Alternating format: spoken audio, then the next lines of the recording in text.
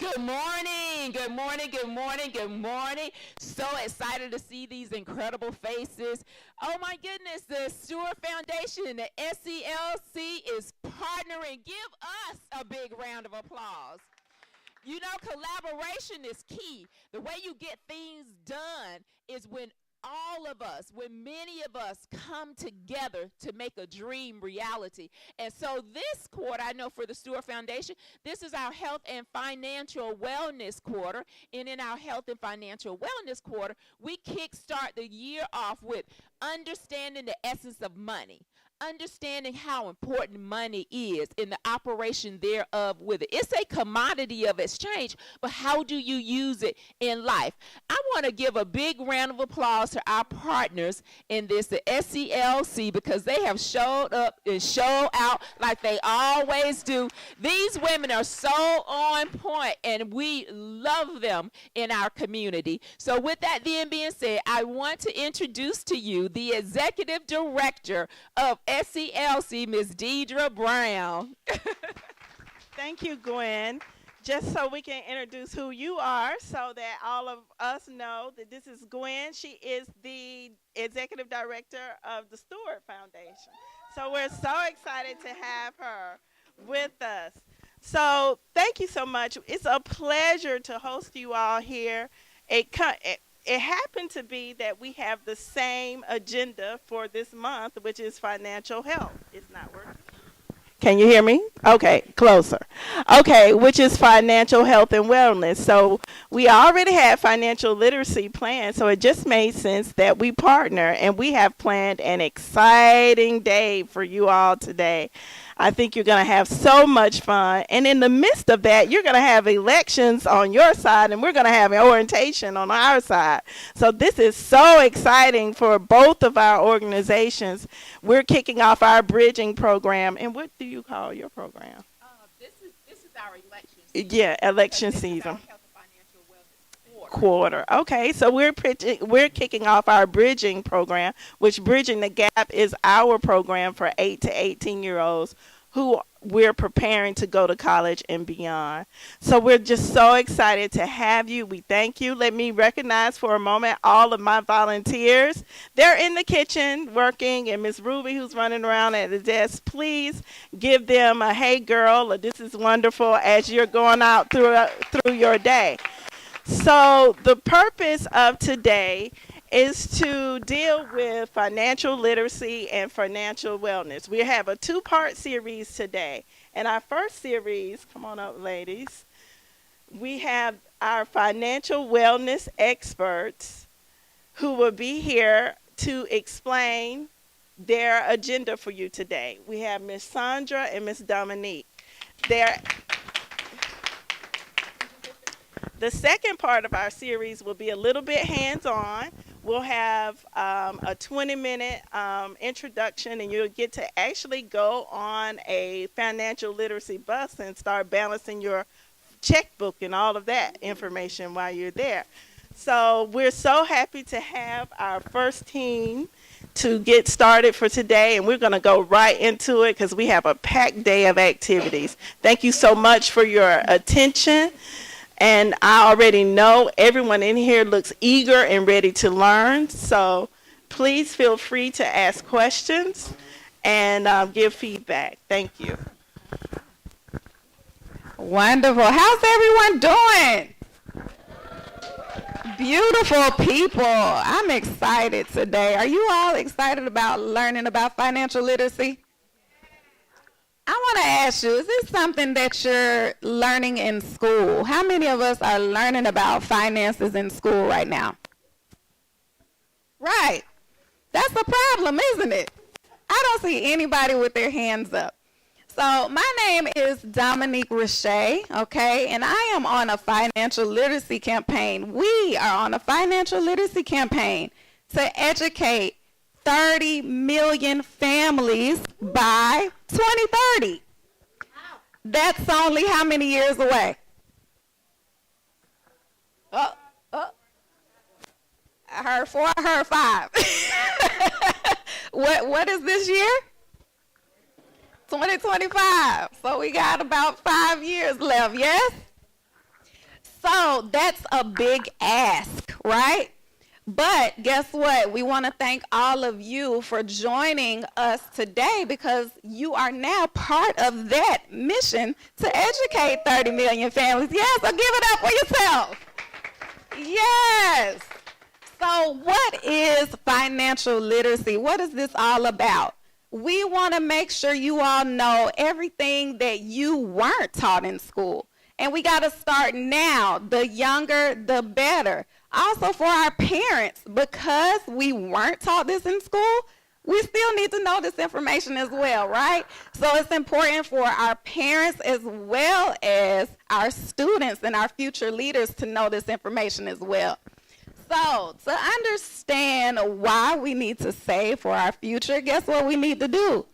Understand the root cause of the problem. Next slide, please. Okay, so this is what's happening with most Americans today. We have no budget. We're spending a lot. We have no goals. How many of us have a budget in here? A budget. Okay, I see a few hands. Cool. Now, how many of us have an emergency fund? Ooh, okay, how much is in that emergency fund? Is it at least 6 months of income?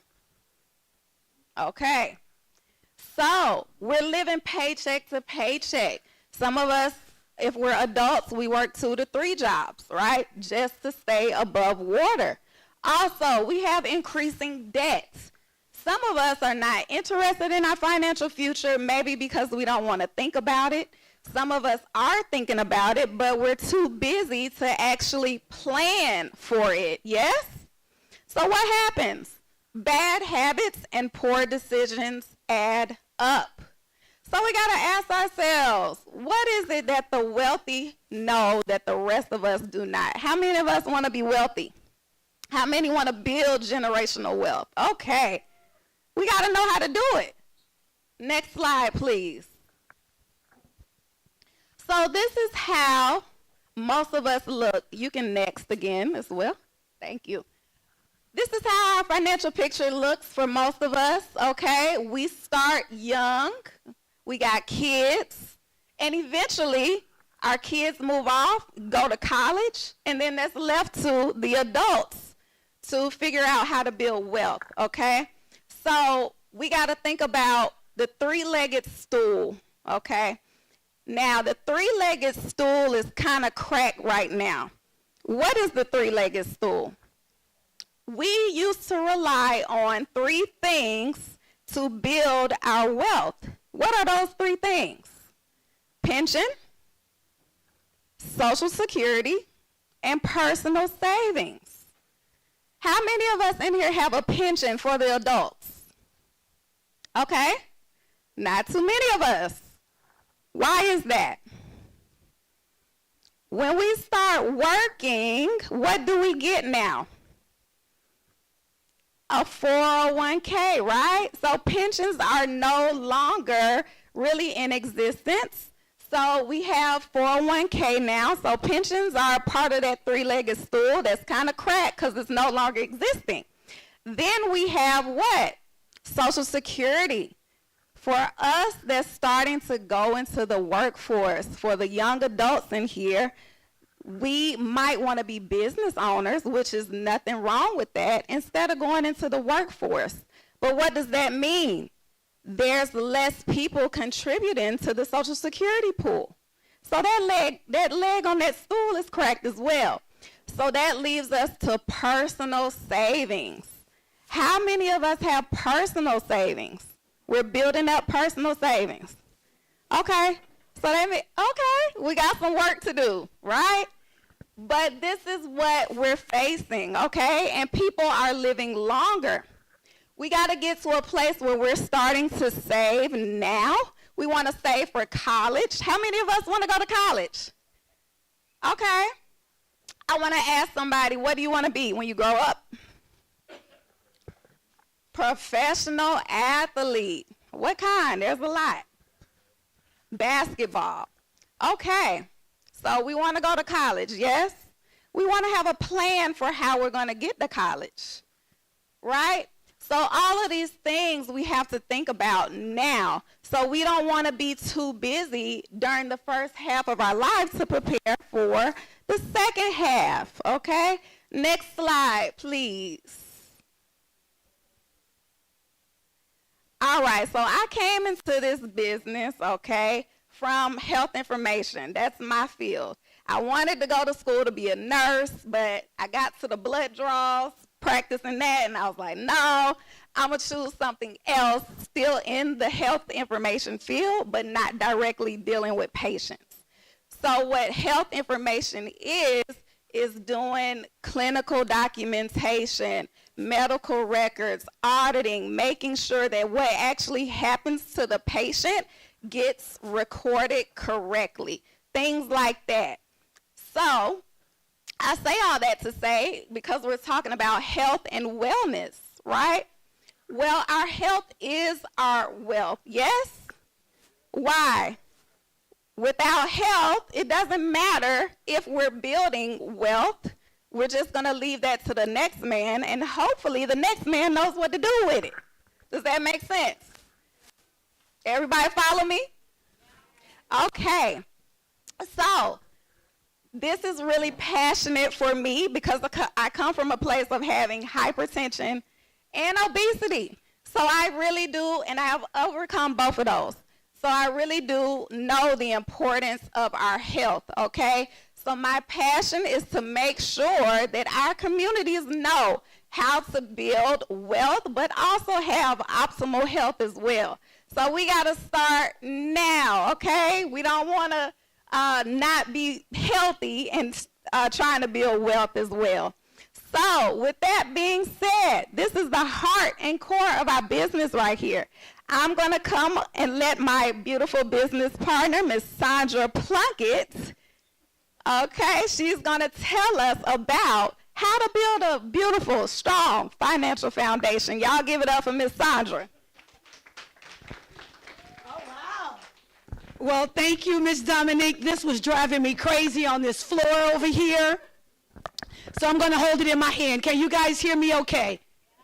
All right. So I do and would love your undivided attention, and for two reasons. Number one, this information for our children are not going to be taught in their schools. It's not. Number two, the financial concepts that you're going to learn here is going to take you so further than any degree that you would ever obtain in college. And that's because financial literacy is not just a number, it's a lifestyle. So I'm so excited to be here this morning to share with the young adults, the children, and the parents. I'm just going to give you a little bit about Sandra, and we're going to finish this presentation because I am so honored when I tell you my heart is full, because this is what I love to do. While I make good money, it's not the money only. I love educating families about financial literacy because nobody helped my family. I come from a large family. I have 8 sisters and 3 brothers. I am next to the youngest of 11 siblings. Oh, wow, yes. So financial literacy wasn't discussed at my kitchen table, at breakfast, in the car going to school with my mom. It was not discussed. And this is why we have to have these conversations as much as we can, because when our children go out there, they're so confused. So as a result of that, I went into the HR field, and I did human resources for about 22 years, and I retired myself in 2011. I like to say that. And I depleted my 401k because I had a dream. A lot of you children in here have a dream right now. Is that true? Is that true? Don't ever stop dreaming. But I had a vision because I love money. But I love what money do for me. Money gives you options. The Bible says money is the root of all evil. That's a lie. It's the love of money. But it gives you options. So the money that you guys are going to make is going to give you so many options that you're going to be able to take care of you, your family, your legacy, and beyond. So as a result of that, I went into financial consulting and I started my own business in 2011. Yes, I did well, but what I didn't know is as a business owner, I didn't know how to pay myself. And as a result, I joined this campaign for financial literacy 7 years ago. I'm originally from Chicago. I am a mom of 6 amazing children. My children are 34, 30, 27. I have a 22-year-old, and my 2 twins are right here in the room.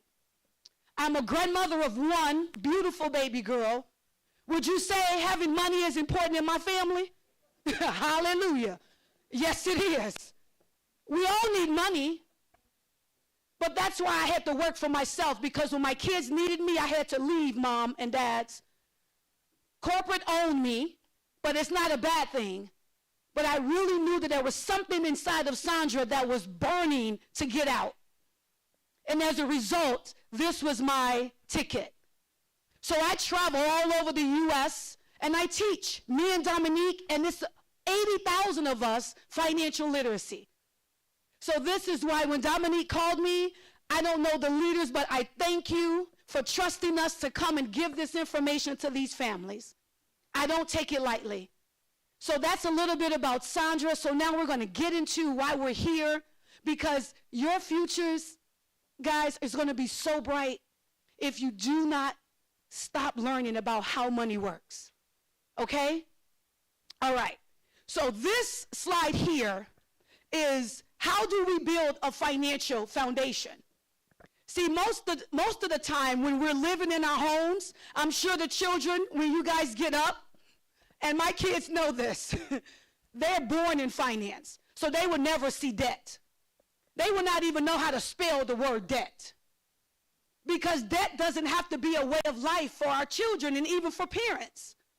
But if we can understand how to build a financial foundation, that's when you win in the money game. And every child and young adult in this room, if you start building your house now, you would never see debt. You would control your financial future. So this pyramid you've probably never seen. I've never seen it either. But it's going to show you properly how do you build your financial house. The wealthy has mastered this. They don't have this is not their concern. This is middle-class Americans. So we teach families with financial concepts how to do this. I'm licensed, Dominique is licensed. We're able to help families from the cradle to the grave. That's what we do. But while we're able to put financial solutions and plans in place for families, it's the education that moves us. So when you look at these 4 pillars, there's 4 different sizes, true? All of these pillars represent something. Can you build your house how you want? Absolutely. But if you build it upside down like Sandra did, what's going to be at the bottom, guys? If you flip this house on the screen, someone yell out, what's going to be at the bottom? I can't hear you, kids. Investments. I want you guys to get this, because many of us, when we leave high school, we want to invest. But better yet, our kids are investing now. Is that true, moms? They're in the stock market, they're in crypto, they're in Bitcoin and e-trading, because TikTok and YouTube University, what I call it, is teaching them. So when you look at this block, understanding that you have to protect your money. And you might say, Miss Sandra, I'm 13, I'm 15, I'm 17, I'm 12, I don't have money. You protect your money now. And what do I mean by that? Mom, dads, when your child is a child, you want to make sure you protect the money that you don't see. How do you do that? This is why we teach this. But you want to protect your money because the wealthy has done that. They've mastered how to do that. The second reason why you want to build your block on protection is you want to make sure you protect your money in the future. The future. And the third reason you want to use protection as your building block, this is your foundation. You want to protect it if you cannot ever work again. Our children, are they exempt from anything happening to them? Moms, dads, are they exempt? Are they exempt from cancer and diabetes and strokes attacking their bodies? They're not exempt.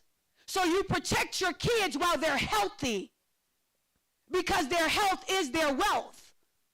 And most parents, when I sit down with them, they do not have protection on their children.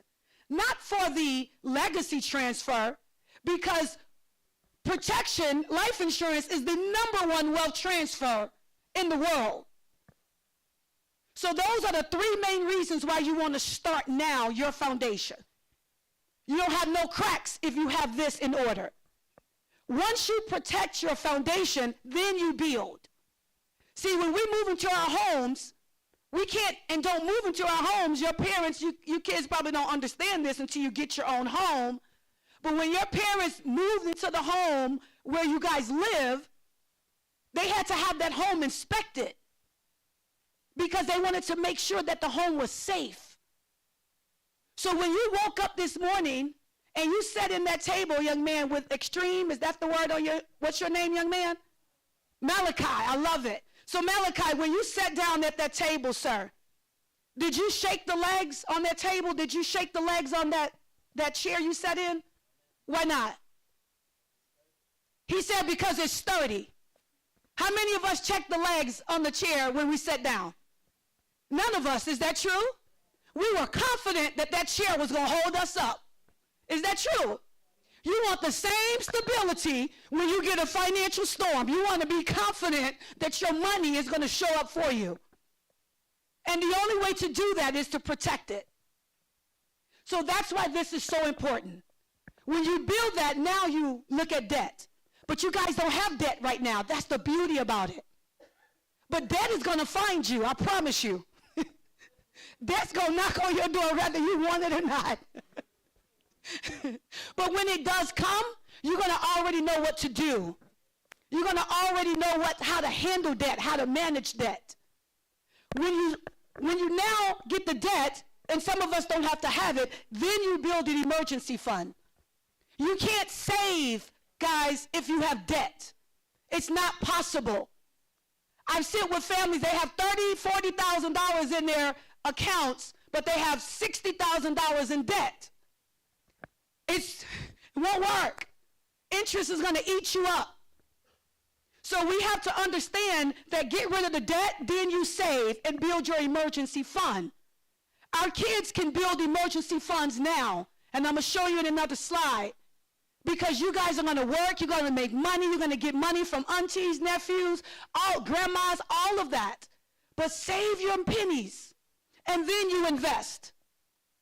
The last block should be investments. But what happens is today in America, we want to invest first.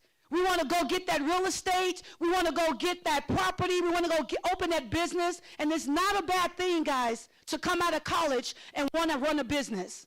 But if your foundation is not protected, guess what's going to happen to your house? What is going to happen? What's going to happen? It's going to fall. It's going to collapse. And then you're going to have to start over, and it's going to be harder to come out. Does this house make sense, guys? I can't hear you. One more time. Yes, I love it. Next slide. Give it up for my IT ladies, guys, because y'all clap it up for the team in the back. Okay, next slide. Keep clicking, please. Next, click again. All right, click one more time. 2 times. Give me 2 times. There you go. All right. So this X-curve concept, again, college, university is not going to teach you this. This is a financial concept that's going to show you your X-curve. All of us have one, guys. As soon as you're born, at day 1, we all have an X-curve. But what does this X-curve represent? It represents your responsibility as a young adult and how you're going to build wealth as an adult. Does it make sense? So the dark blue curve is your responsibility curve, guys. And the green curve is your wealth curve.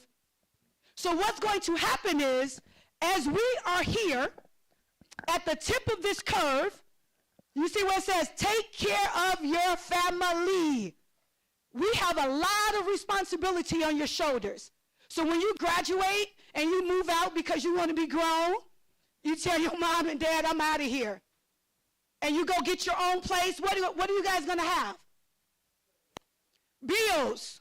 Again, debt is going to find you. So you're going to be at the top of this curve, guys, at some point in your life. Please hear this. You're going to have a lot of responsibility, and it's going to get heavy. But as your responsibilities, you want to get off this curve. Many people never get off the blue curve. You want to get off this blue curve so you can at some point begin to build wealth. But here's the thing, you can do it at the same time. You can get off the curve, build wealth. Get off the curve, build wealth. Get off the curve, build wealth. Until you get over here where you're able to take care of yourself. Does that make sense? So what's happening over here? We're less secure. Even as adults, we are less secure. Why? Because we have a mortgage, we have a car note, we have credit card, we have personal loans. We're still paying student loans as adults. Is that true? Y'all speak back to me because these, right? We still have debt. And we're heavy as parents. It takes a lot. Being a mom of 6, it was not easy. But I did it by the grace of God. But when I look at all of my responsibility, I had to transfer that to somebody else. This is why as young adults, you don't have to have all of this if you manage your money right now. So over here, guys, we're less secure, so our financial foundation is a little vulnerable. But this is why we teach to say, you want to give this responsibility to someone else. What do I mean? When we have a car, any young adults drive here? Raise your hand high if you don't mind, please. We have one young adult. Do you pay your car insurance? Say it loud. She said what? No. She don't pay any car insurance, but she has a car. Is that true? Who pays your car insurance, baby?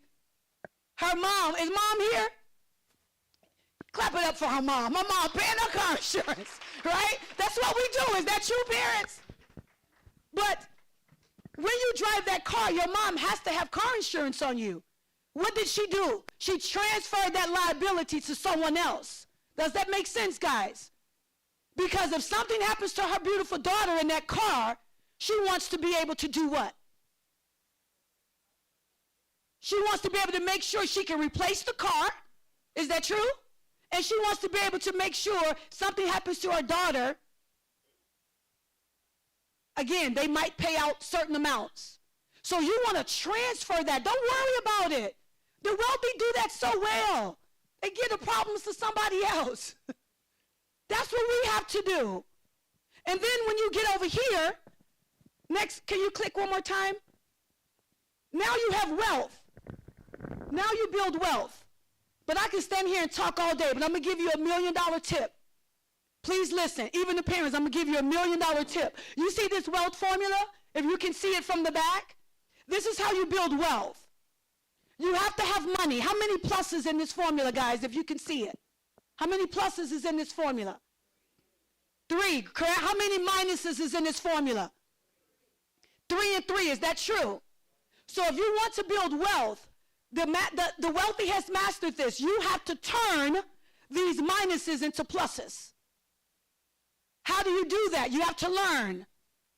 But this is why we can't build wealth, because the rate of return, interest, is eating up all of our money. And then inflation, eggs is $12. What's going on? And then you have taxes. They tax us to death. You guys don't pay taxes yet, but you're going to be taxed 4 times in your employment. You have to consider that in your wealth. Next slide. Thank you. Next slide. Oh, we can move on to this. Pat, you can click for the sake of time. Okay. You can click all the way through. Thank you. I'll let you know when to stop. Keep clicking, please. All right. Okay, we can stop. All right. I have 2 more slides and I'm done. So if you ever want to teach your teacher something in math, ask your teacher. I want to give you guys some homework. Go ask your teacher, math teacher. Okay? How many is going to do this? Raise your hand if you're going to do this. Challenge your teachers. It's okay. Go ask your math teacher, hey teacher, how does money work? Go ask your teacher and see what kind of response you get. If they don't know, you're going to teach them today. Is that good? Because if you don't leave with nothing else today, you're going to leave knowing how money works from Dominique and Sandra. Because this is the power of money. So how money works is off interest. How does money work? Kids, I can't hear. I know you guys just ate, you turned up. I know the music is not here. How does money work? Interest is how money works. Money don't work in the piggy bank. Money don't work in under the pillow. It don't work like that. Money don't work on the tree. It works off of interest. The higher the interest on your money, the more money your money is going to make. What did I just say?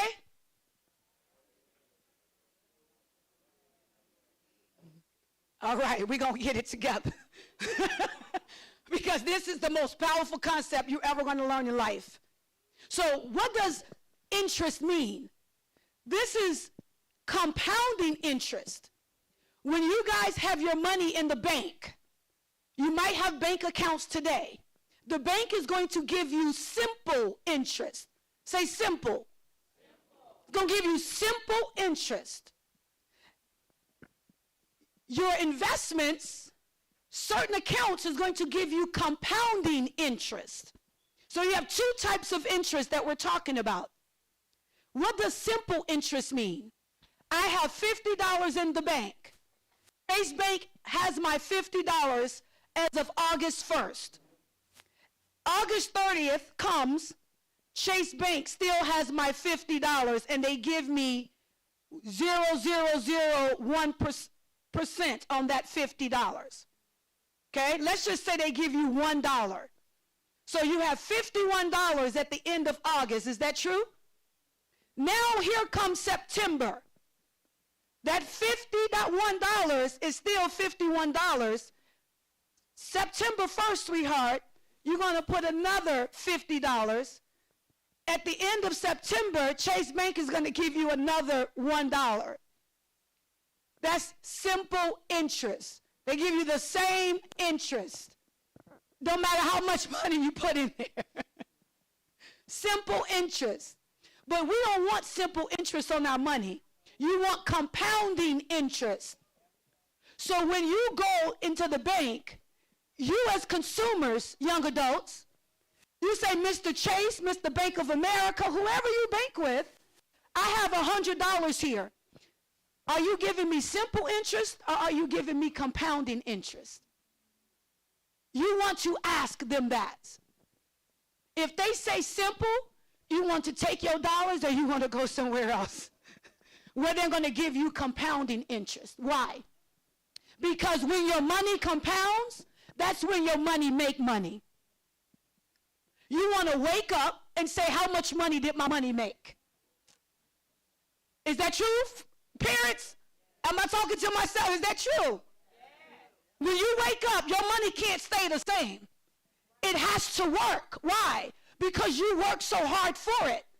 If you make $500 at every 2 weeks, do you want that 500 to stay 500, guys? You want it to be 550, 575. Is that true? You got to learn how to do that. Only compounding interest will give you that. So Albert Einstein, the famous mathematician, he said, I'm going to create a rule called the Rule of 72. This is what the stock market use. This is what the banks use. This is what the mortgage, the car loan, this is what they use. And what did can someone stand up and read this for me? It says the Rule of 72. You so, can you read it with the mic? The Rule of 72. They can't hear you. Okay. Divide 72 by the rate of return. The answer is the number of years it takes to double your money. Read it one more time. Divide 72 by the rate of return. The answer is the number of years it takes to double your money. Can y'all clap for him? Yes. So, this is why I get excited, because my money compounds every day. But you want to take divide 72, so that's the magic number. Not 82, not 22, not 32. 72, guys. You're going to divide it by the rate of return. What's the rate of return? Interest. What's interest? What is interest, guys? Rate of return. What's rate of return? Interest. They mean the same thing. I want you guys to get these terms, because the market is going to talk about these terms. Interest is, what's rate of return? Interest. So when you hear that word, Sandra and Dominique said, okay, apply the rule of, anything with money, you apply the rule of 72. So you take 72 and you divide it by the interest. So here's some examples. What if you had $10,000? Okay, you see the example one, right? You had $10,000 and you put your money in an account that's going to give you a 6% return. But here, it says your money is going to double how many years? Every 12 years, this money is going to work for them.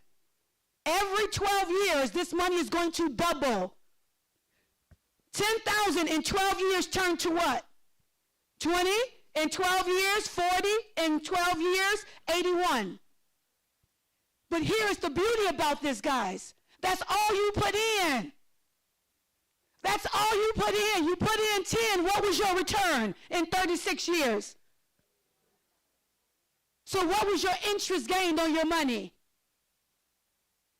Come on, math students. Come on. I know y'all brains is off. you off work. If you put in 10 and you gain 81, what was your return? 71,000. Anybody want to put in 10 and gain 71,000 in interest? I don't know about you, but I get excited. That's how you want your money to work. You drop that 10,000 and you go on about your life and you let it work for you. That's what money does. It works for you. Are you guys getting this? It works for you. Yes, sir.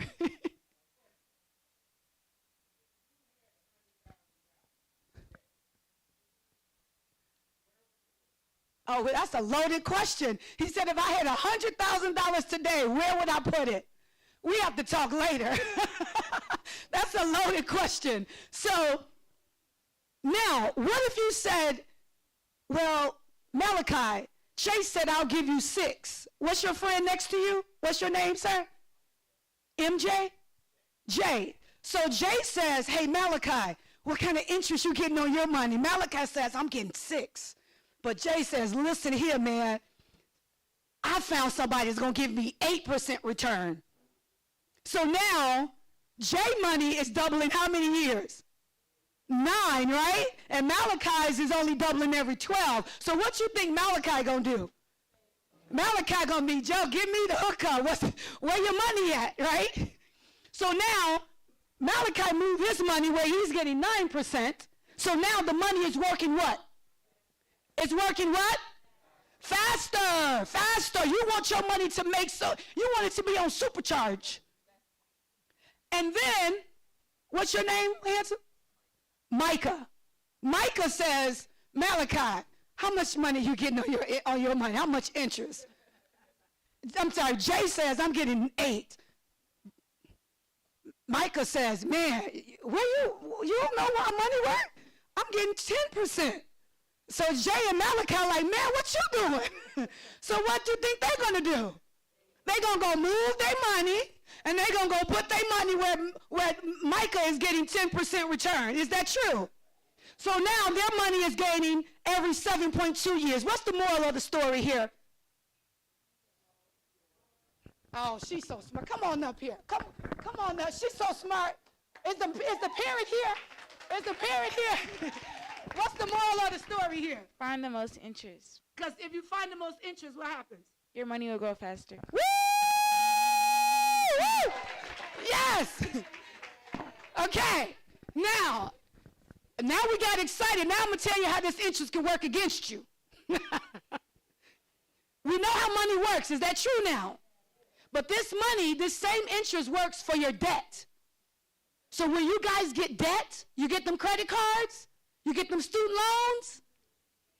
Shatabai. You get them student loans and that debt, this same rule is going to apply to your debt. So how much is credit card debt? Interest, 22, 29%? Give me a phone, please, sir. Somebody, get your calculator out. You young man, get your calculator. There you go, sir. What's your name, sir? Cameron. Y'all keep me honest with my time now. I'm sorry. Cameron. All right, Cameron, you got your calculator? So you're going to take 72, Cameron, and you're going to divide it by 29%, or just 29. How much is that? 72 divided by 29. 2.5. So let's say you had a $10,000 debt, student loan debt. And you don't pay that off. Every 2.5 years, that 10,000 is doubling. Ha! Geesh, mama said, geesh. That's why we never get out of debt. Because the interest compounds. They don't give simple interest on debt. It compounds. So that's why it's so important, guys, you don't see debt. You don't want these problems. Young adults, you don't want these problems. So interest can pay you, or you going to pay it. Say it again. Or you going to pay it. What you want interest to do? Pay me. All right, next slide. Y'all got it. Y'all so good. I love it. Okay, next slide. Keep moving. Next slide. Next slide. I didn't already talked about all this. I get so excited. Next slide. Okay. So I want to just touch on inflation for the young adults. You can click again for me. Okay. So anybody in here know what inflation is? Any young adult want to share? Stand up for me. Yes, sir. Come on up. Come on up. You're so handsome. Come on up. Y'all clap it up. All right. Come over here. So what's your name? Tyler. Tyler. Oh. So what do you think of here? Hold the mic. Oh. You CEO. You ready. Inflation is the rise of goods and services. The rise of goods and services and price. All right. Give it up. Awesome.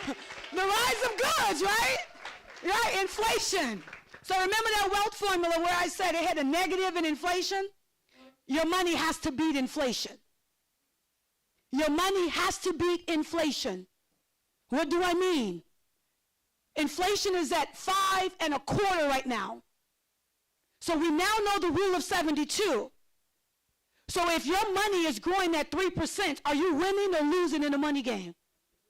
Why?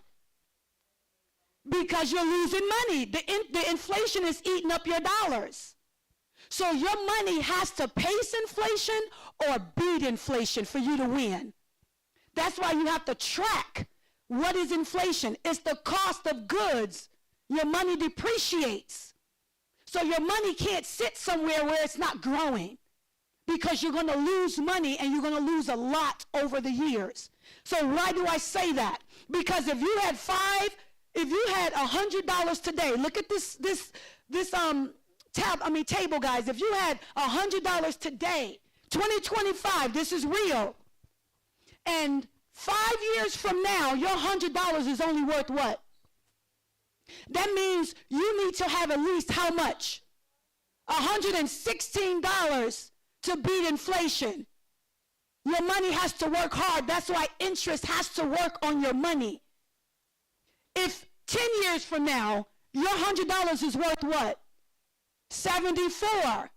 So if interest is not giving you money, then your money is going to lose. So this is why we have to look at what does inflation do on our money. That's why people don't build wealth, because their money is not pacing inflation or beating it. Does that make sense, guys? Next slide. Last slide. Keep clicking. Oh, you know what? Click one more time, please. This is for the adults. Okay, so if you retired today, adults, if we retired today and we were comfortable living off of $4,000 a month, that's what we're comfortable living off of.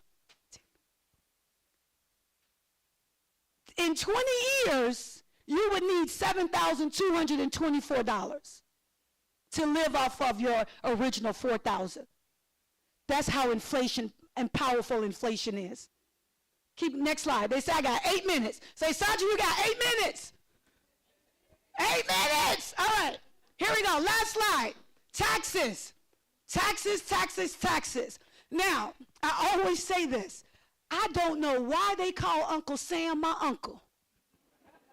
I never met this man. He never called me. But he my uncle. So you guys have an uncle called Uncle Sam. And Uncle Sam is going to tell you where your money goes. And this is where, again, financial literacy is so powerful. Uncle Sam cannot tell any of us in this room, Dominique, how much money we can make. You guys can go be dreamers. You guys can open up the best nail salons, hair salons. You can be the #1 basketball player in the world if you want to be it. He cannot tell you how much money the NBA can pay you. But what he will tell us is where we put our money if we want to invest it. So you have to know the tax strategies to where do you put your money. So in our 20s, in our 30s, and some of our 40s, our money sit here. Tax now. Tax now is your checkings, your savings, your stocks, your mutual funds. If you put your money here, guys, Uncle Sam is going to say every time your money makes money, which is what? Interest? Every time your money makes money, he's going to do what? He's going to have his hand out and he's going to take some of your money. You understand? But tax later, Uncle Sam says if you put your money in your 401ks, your IRAs, and you guys probably don't know much about this, the young adults, but Uncle Sam is saying you can put money there, but sweetheart, when you get ready to retire and when you get ready to want your money, you have to pay me. That's what tax later means. He's not going to tax you now, but he's going to get you later. And tax advantage is where you put your money and you never pay taxes and you beat inflation.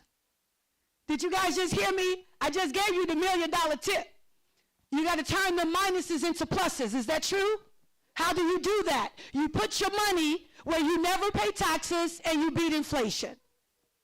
So in my closing, you want to move your money from left to right. Everybody say it. Left to right. I want to thank you guys for giving me your time. Me and Dominique so appreciate it. I hope you guys learned something. We're going to pass out a quick survey. If you guys, the parents in the back, we can give them to the parents in the back. Karine, could you help Dominique? And if you guys could just pass them out, we would love to talk more about financial literacy. We have workshops, parents. Parents, if you can raise your hand so we can make sure you get a survey card. But we have workshops that you can participate in. Parents, hear me good. These are free workshops. Your kids can log into Zoom for 1 hour. I'm an instructor there as well. This workbook and this blue book, the workshops are complimentary. If you want this book, they're $5, but it is worth the investment. They can log in and they can learn about money for 1 hour, Monday through Friday. Is that good, parents?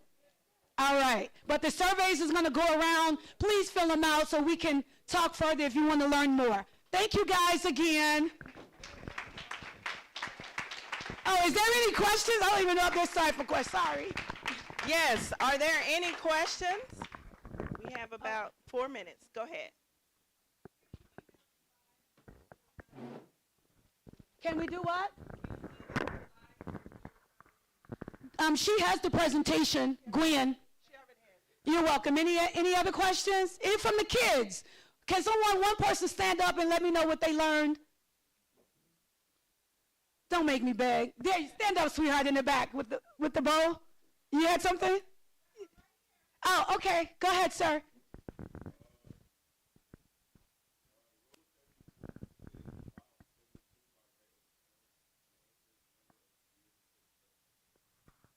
Woo!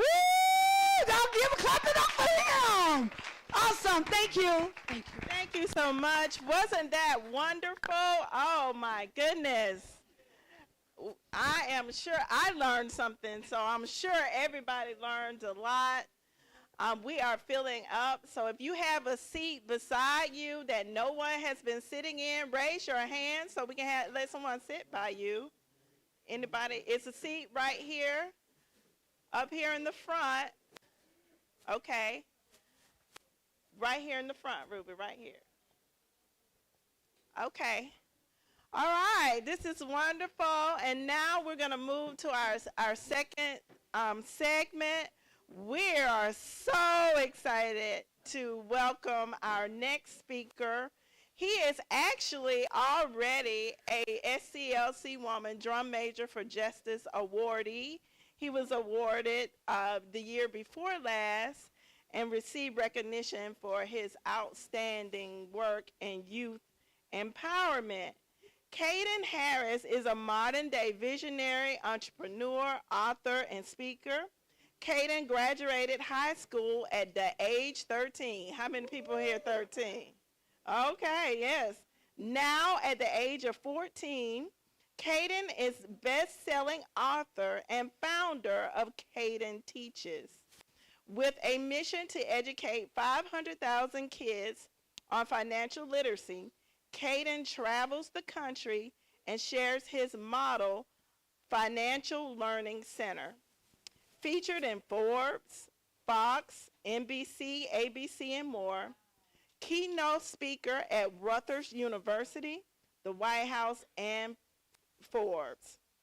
You all, let's take this moment and welcome our financial prodigy, Caden Harris. Come on up, Caden.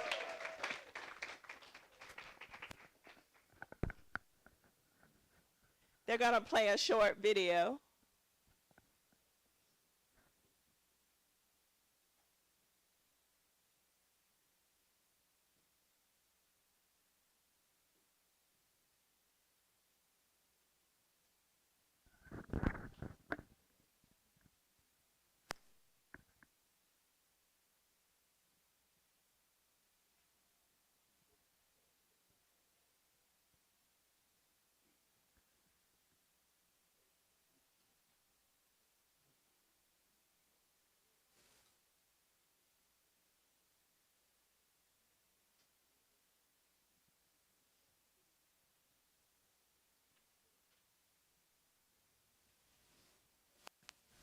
Just give it a second. For those of you who are SCLC women, if you have not received a wristband, can you make sure that when we break, okay, I think we're starting.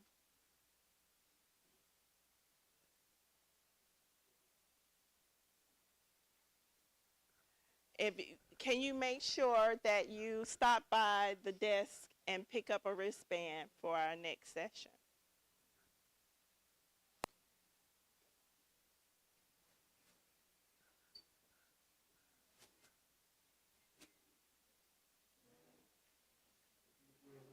Just give them a moment.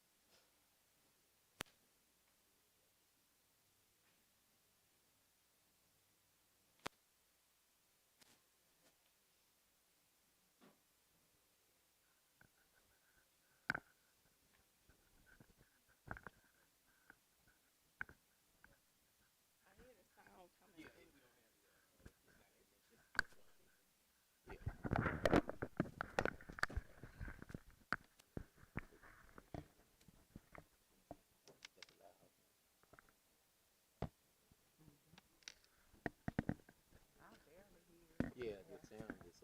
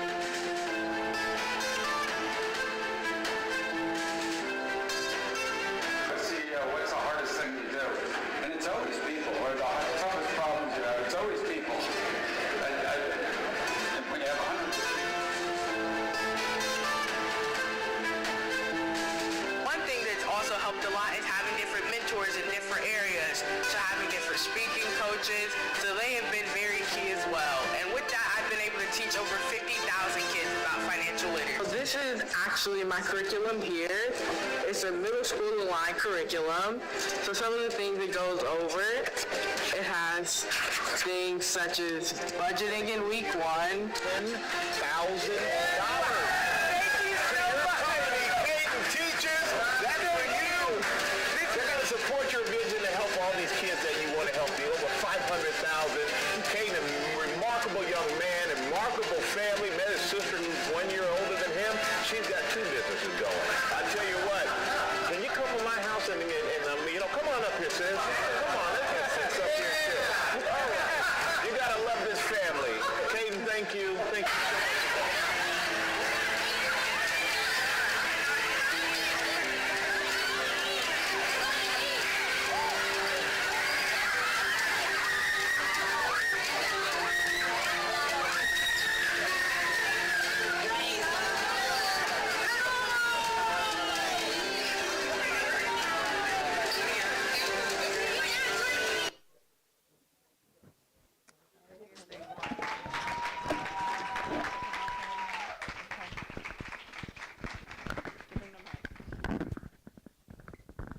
Come on, guys. You can give me more energy than that.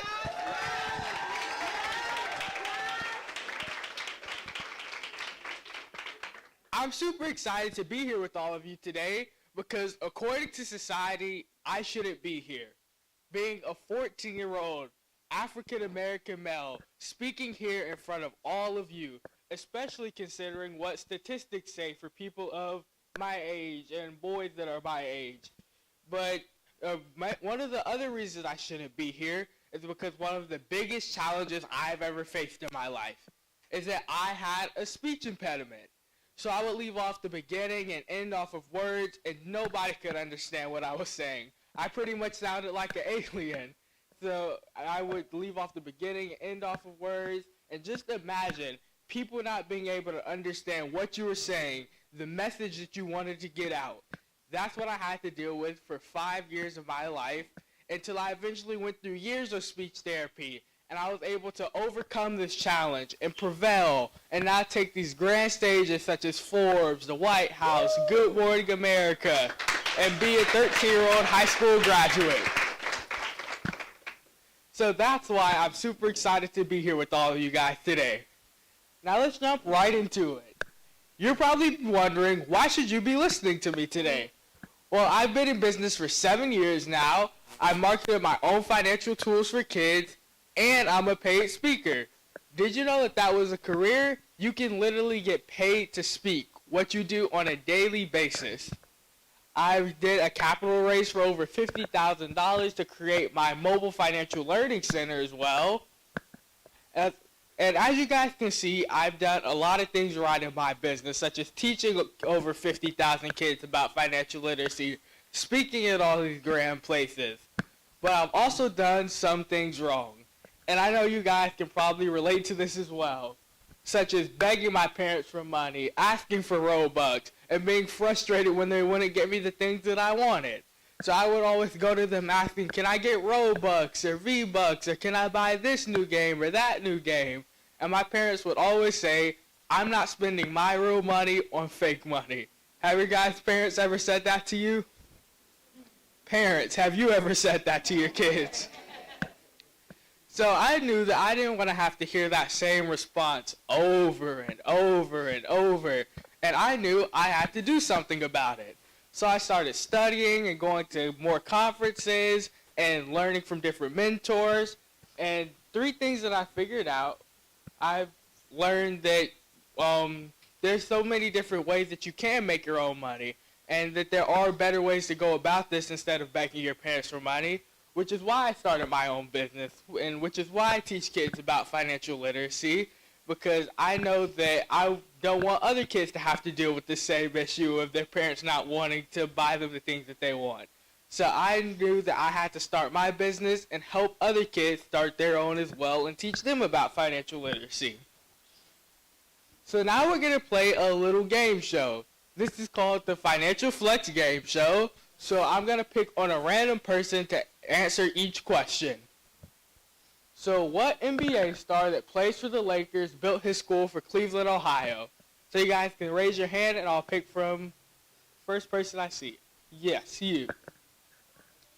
LeBron James is correct. So you can come up here quickly and get your prize. So I have a Rich Kid t-shirt for you. You're welcome.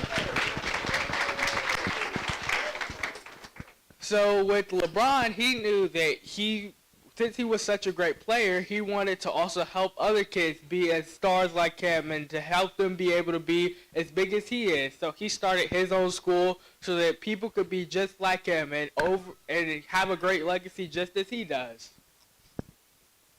What wrestling star went from wrestling to acting and now owns his own football league? Any guesses? Yes. The Rock is correct. You can come up here and get your prize quickly.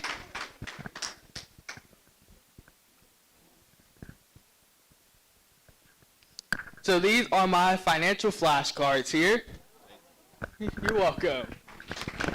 So in The Rock's case, he had a dream and a passion of being a football player. And he went to the league, he started playing big, and he was in college football, and he thought that that was going to be his ultimate career path, and that's where he was going to go forever. But he ended up getting cut from that football team, and he ended up having to go find something else to do and find his next thing to do. And he ended up finding wrestling because his family was really big into wrestling. So he ended up going down that path and becoming a star there and going into acting. And now he's able to pour back into his passion, which is football, by now owning his own football league. And he was able to do that based off of the legacy and everything that he's been able to build with wrestling and acting. What YouTuber has reached over 200 million subscribers and created his own candy bars? Yes, Mr. Beast is correct. You can come up here and receive your flashcards. Here you go. You're welcome. It seemed like a lot of people knew the answer to that one. What R&B artist created their own beauty brand which led to them being a billionaire? Yes. Yes. Rihanna is correct, so you can come up here and receive your prize as well.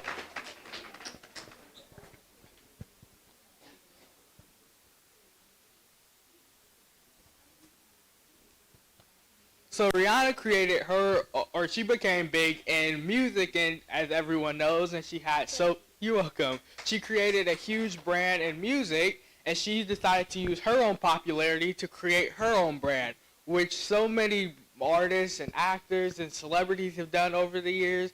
They use their popularity as a celebrity to create their own business, which is one of the smartest things you can do in that position. Now, going back to begging my parents for money and begging them for Robux, these are 3 of the things that I figured out. That it's easier to offer a product or service than it is to ask for money. We value things more when we've purchased them with our own money. And having a place to save money helps us learn to save and budget a ton. And what I mean by this is when you have a product or service, you can go out to different events. You can go to different events even like this. You can go to different conferences. You can go to so many different places and sell your products. And you can make a lot of income and money from that and also make impact from doing it. And we value things more when we purchase them with our own money, because sometimes, like, your parents may buy you some shoes and you don't really care about how they look. You may crease them or just not take care of them, walk on the back of them. But trust me, when you buy your own shoes or your own things, you take care of those things like you did buy them. Because when you put your own sweat equity into things, that's when you really appreciate it. And having a place to save money helps us learn and save the budget a ton, because when you have a place to save like a bank, you have a place to learn how to budget and save instead of just having all the cash stored in one place. So it's easier to budget there. Now this is the moment that changed everything for me. 2021, where I met Big Boy from Outkast, Shaq, and one of the few black billionaires, David Stewart, and I was able to meet so many people this year. So I've been able to meet some amazing mentors along the way. I've been able to meet people like Shaq, Steve Harvey, Eric Thomas, who's one of my speaking coaches, Les Brown, Coco Gauff, Magic Johnson, so many people that have mentored me and helped me along the way. And one thing that I've learned with mentorship is that you do have to travel with it, and you do have to go around to find mentorship. You can't just stay in your same box trying to get somewhere different. So you have to go to different places. You can't just stay in the same place, which me and my dad recently, we went to Kelowna, Canada for 2 hours with my mentors. So we took like an 8-hour flight to meet with one of my mentors, Dan Martell. So he was able to give me some really great information. I was able to meet with him, and I had an awesome time, and he gave me some truly game-changing advice on how to grow my business.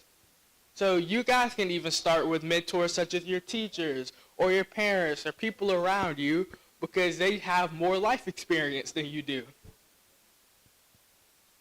Now you may be wondering, can anyone do it?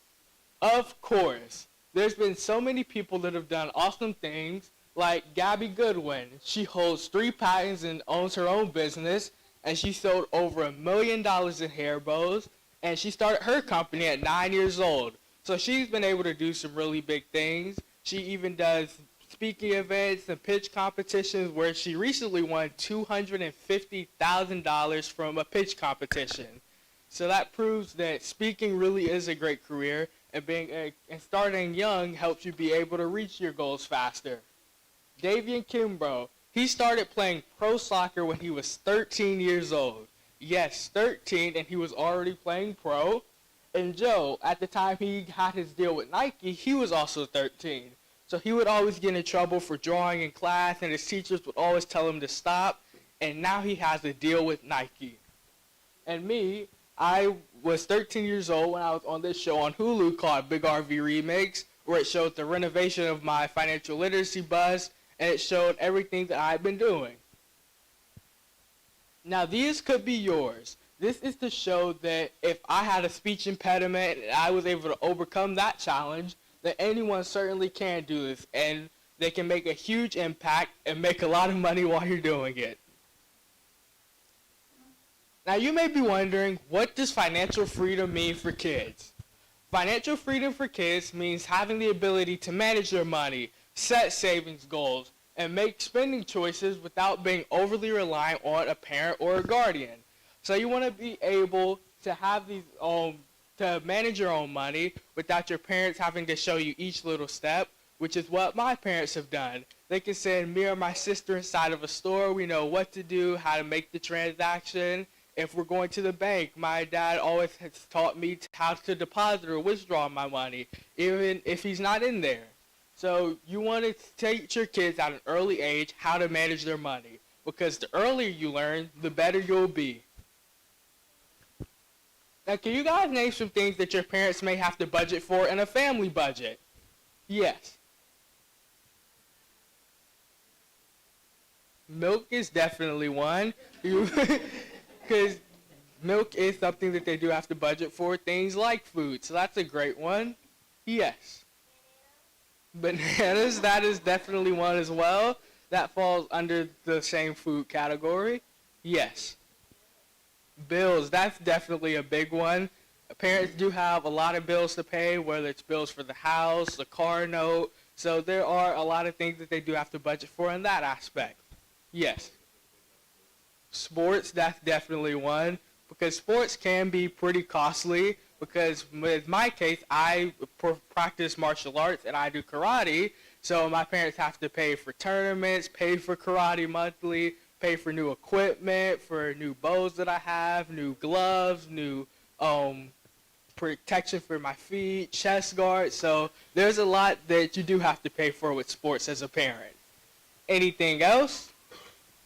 Yes. What'd you say? Emergencies, that's definitely one. In case there's an emergency that happens in the house, or there may be some reason that you may need to go to the doctor's office or the hospital or something. So that definitely does fall under that. Now, one way that I like to reach my goals faster is by setting incentives, because when you set an incentive to reach your goal, it helps you reach it even faster. So you can set incentives to purchase a toy, a book, or a game, or things such as an activity like a concert or a pro game. So one of the things that I like to do is set incentives with wrestling, since I'm a huge wrestling fan.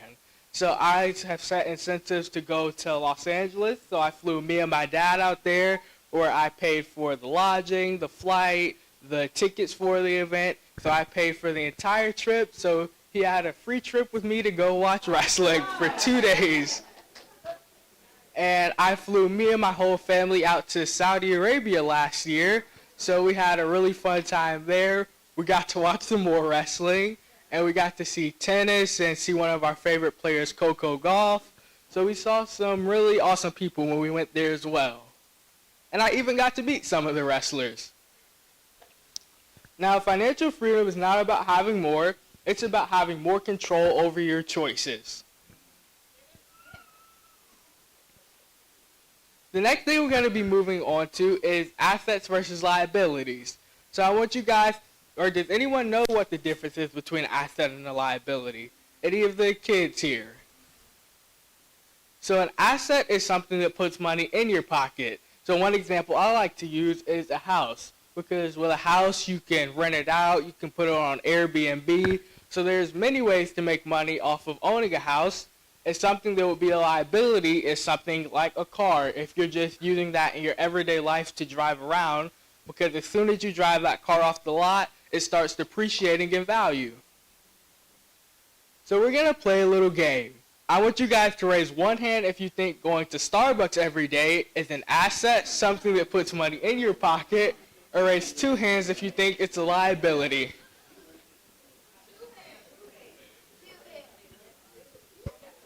Well, while I do like my Starbucks, sadly, it is a liability. Owning a watch, would this be an asset or a liability?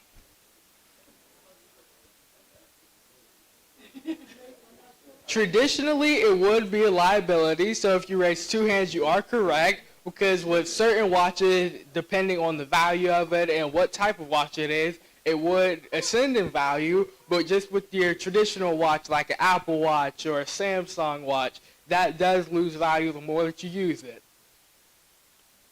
What about owning a gaming console? Would this be an asset or liability? This one may be a little difficult for some of you guys.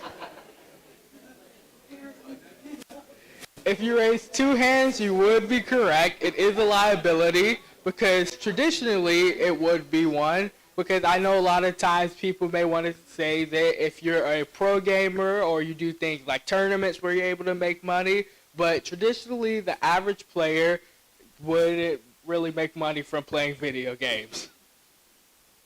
Writing your own book, would this be an asset or a liability?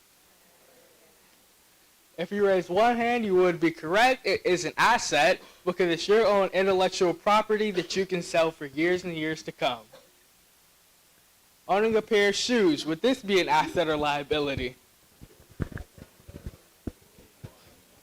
This does fall in a similar category to the watch that I was mentioning earlier, because if it's something like some sort of expensive shoes or rare shoes, it could ascend in value, but your traditional everyday shoes that you wear would descend in value, so that would be a liability.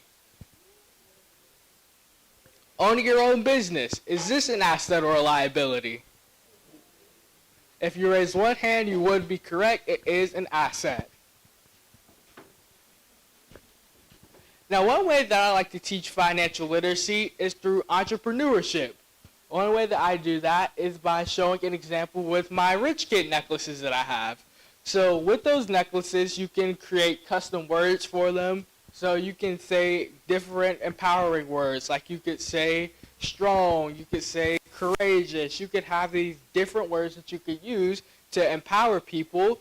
So you could create necklaces like that. And if you get money from your Christmas or for birthday money, there's different websites that allows you to make custom necklaces. I'm pretty sure even Amazon allows you. Now, along my journey, my biggest challenge was my stepping stones to my success. Because here in these pictures, you can see me crying and upset because nobody could understand what I was saying. Just imagine people not being able to understand what you were saying for 5 years, and nobody could understand me except my mom. She was the only person that could understand what I was saying. My dad couldn't, my sister couldn't, my brother couldn't, no one else could. But now that I've overcome that challenge, I've been able to speak for Forbes. I've been able to speak for all these different places around the world, and I've really overcome this challenge and proved that anyone can do it. So you can see me here at the White House, here at Scrub Daddy's headquarters, which is one of my favorite companies of all time, because I watched their Shark Tank episodes so many times, and I just love their business concept and the pitch that they had. So when I went to New Jersey, I knew that I had to go to their headquarters. So I messaged the owner up on LinkedIn, and I just asked if I could come down for a tour, and they responded and said sure, and that I could the next day. So that's one thing that you want to make sure that you're always doing, is just reaching out and messaging people, because you never know, you might get a response, as you see I did. So you guys may be wondering, what are the next steps you can take? These are 3 things that parents you should do for your kids. You should add them as an authorized user on your credit card so that they can start building their credit at an early age. And I know parents, you may be saying, I don't want to give my kid my credit card. What if they go buy something or that I don't want them to? Well, they don't have to necessarily own the credit card or have the credit card with them. You can still keep it. But as long as their name is on it and you have good credit, then their credit does reflect off of yours. So you want to make sure that you do this if you have good credit. Starting a joint checking account. As I mentioned earlier, having a place to save and budget your money helps a ton. And the last one, choosing a stock to purchase, that's one example that that's one thing that I like to do. So you could choose a stock such as like something that you use in your everyday life. So a lot of you use your phone, so you can invest in Apple. As I mentioned, I'm a wrestling fan, so I invested in the WWE. So just invest in things that you use on a daily basis. And for your birthday or Christmas, instead of asking for gifts, ask your parents, can I invest in a stock for my birthday? Or can I invest in a stock for Christmas? And I promise you, they will definitely say yes to that. Now, as we're nearing the end, may you guys all stand and take the money pledge with me.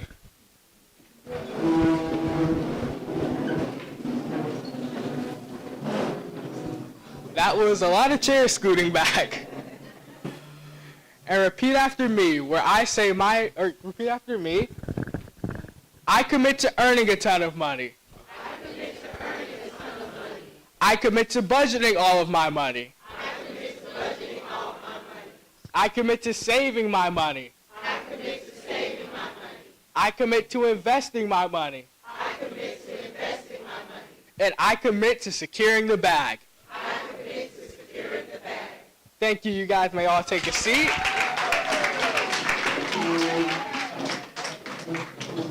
Now you guys have been hearing me talk about the bus. I believe we're about to go out to the bus in a few. So we're going to have an awesome time, and all of you guys are going to learn a lot on the bus. So I've had an awesome time speaking with you guys in here. And if you want to connect with me, you can scan this QR code up here.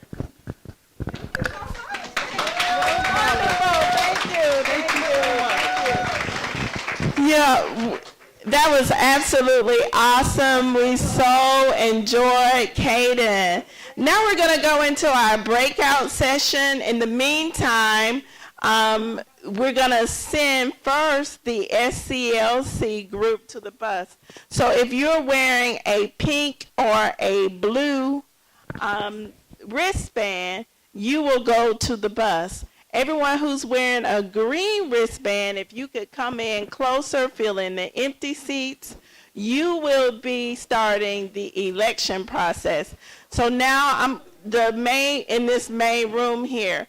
I'm going to switch over to Ms. Mason so that she can go ahead and start the election process. And everyone that has on a pink or a blue, if you can report over here to the door where it says Wi-Fi. Awesome. Thank you, thank you, thank you, thank you. Yes. Give Kaden another big round of applause. Give him another big round of applause. Give his mom another big round of applause for escorting us here and taking care of him and bringing him out. And his father, too. All right. It's great to have a great support family. And give it up for our ladies up front. They did it. Sandra and Miss Dominique.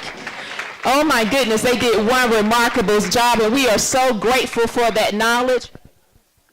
We are so grateful for that knowledge. So SCLC for Women Youth are headed to the back for their business meeting. And so for the Stewart Foundation, we are super excited because this month begins our fiscal year of 2025, 2026. And you know what we do? We bring in a whole new body of youth leaders that are going to lead us through this experience. And your vote matters. Your voice matters. So we want to begin our process by helping you understand what some of the guidelines are as we actually run for office. So let us get started.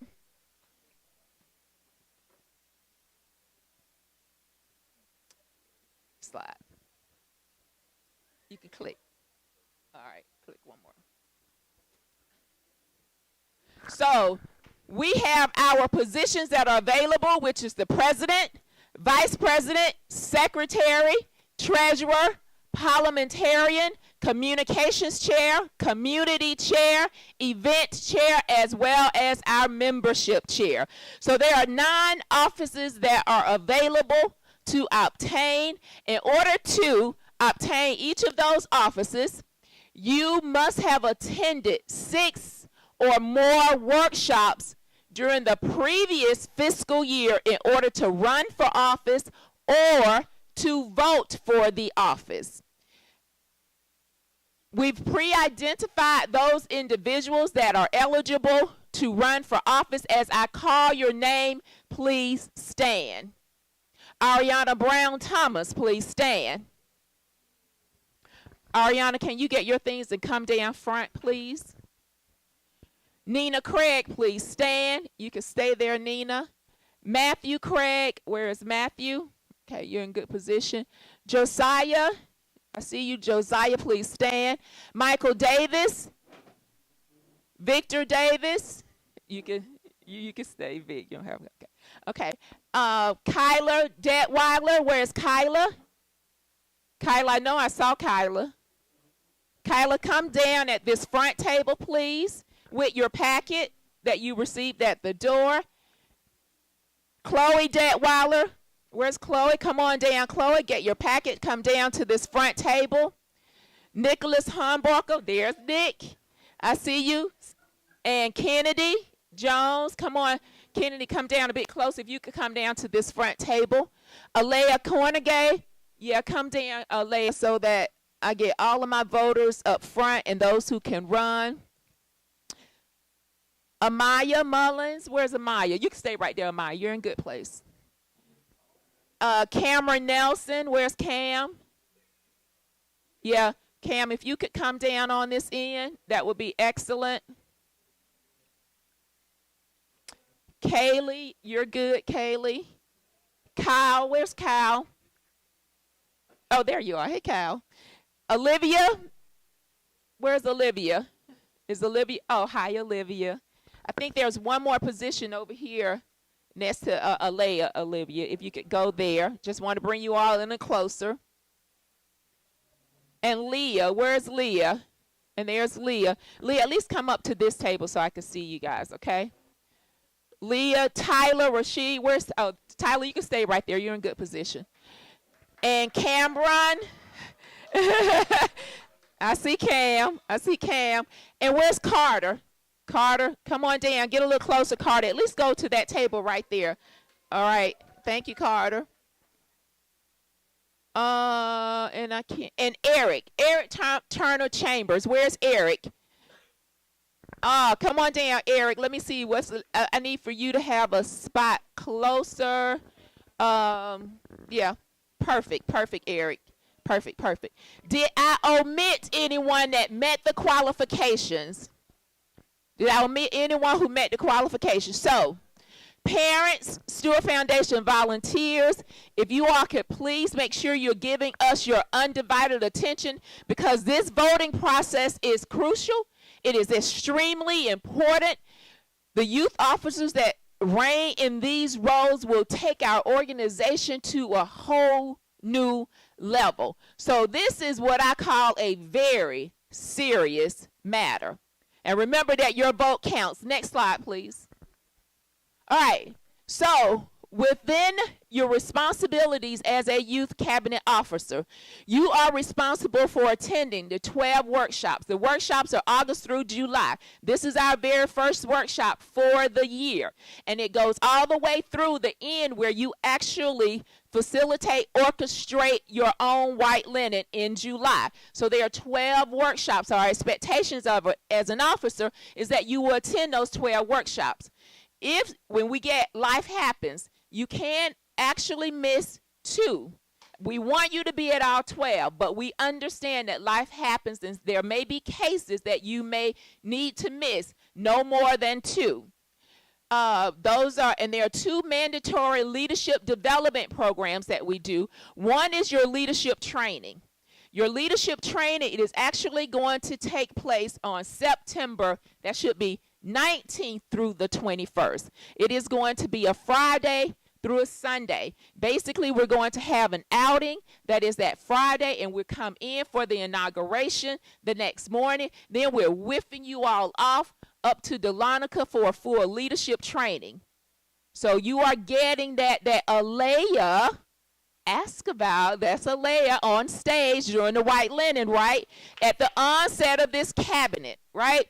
So that is one. The second one is in June, the second weekend in June, where we do the retreat. And that's the end where you all are actually teaching the adults the leadership principles and vice versa. Got it?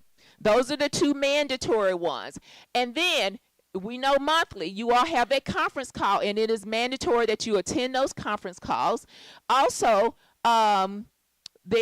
we do allow no more than 2 are missed from your conference calls. As an officer, there will be special opportunities. And if you've been an officer, you know there are always lots of special opportunities that come up with the Stewart Foundation that we ask that you attend in order to broaden your horizon, to increase your network pool. And many of the individuals, like with Kaden, had pictures. You all have a great deal of pictures that you've taken with extremely well-off people, right? And it's through these opportunities that you get those and develop those relationships. Timely arrival at all events is required. This is new. This is new because as an officer, as a leader, we expect you, the officers, to be on time. You need to be on time at each of our workshops. We will give you a 15-minute grace period. If you're not there within that 15-minute grace period, you will ultimately get a demerit. After 3 demerits, you're then off of the cabinet. That's new. That's brand new. All right? So the expectations are you are a leader and you are going to do the right thing and be timely. And then each officer must recruit at least one student to become a member of the foundation. Invite them out. All of this knowledge that you're getting, share it with someone else. That's all we're asking you to do. Now, are you guys ready for elections? I am. Let's go ahead and get this party started. Our first office up is the role of president. So before we get started, each of you should have a packet. In your packet, basically this packet shares that you are eligible to vote. Be very, very careful because all of your ballots are inside of that packet. So you will have ballots to vote on from president all the way through membership chair. So please put your entire packet on your table. That vote card basically says that you are eligible to vote. So our very first office is the office of president. And with our president, you shall serve as the primary representative of the Stewart Foundation. You go out and you represent this foundation, this organization, and you talk to the things and to the people about what we're doing. If there's any forum, any news opportunities, etc., you are the individual that speaks on behalf of the organization.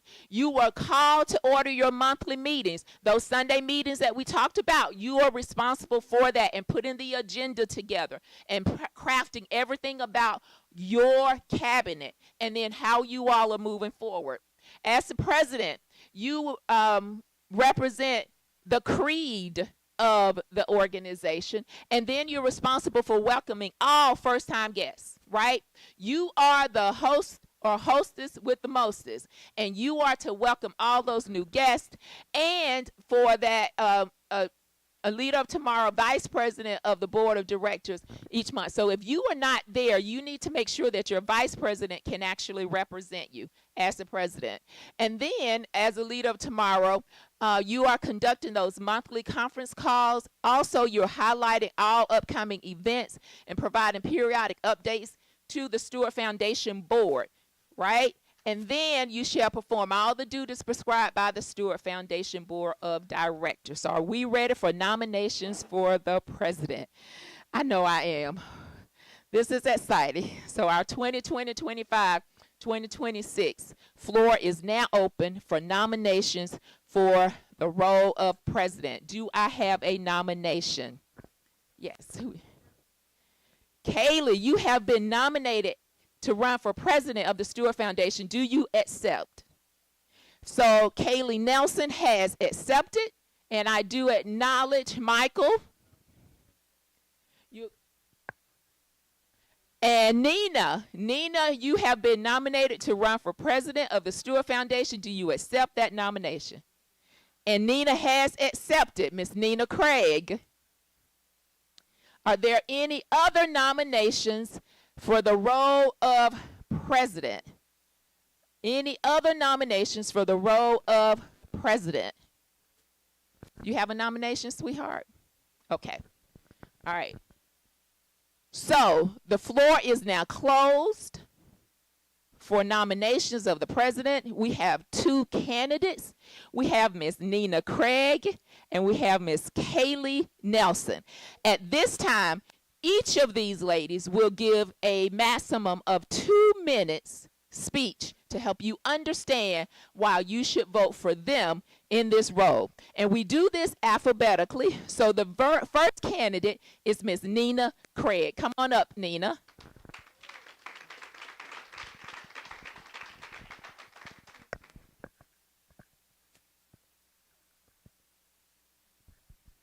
Hello, everyone.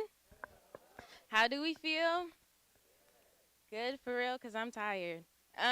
Okay. Hello, everyone. I am Nina Craig, and as your 25 to 2026 president, my intention is to expand the Stewart Foundation Youth to a level it hasn't seen in years.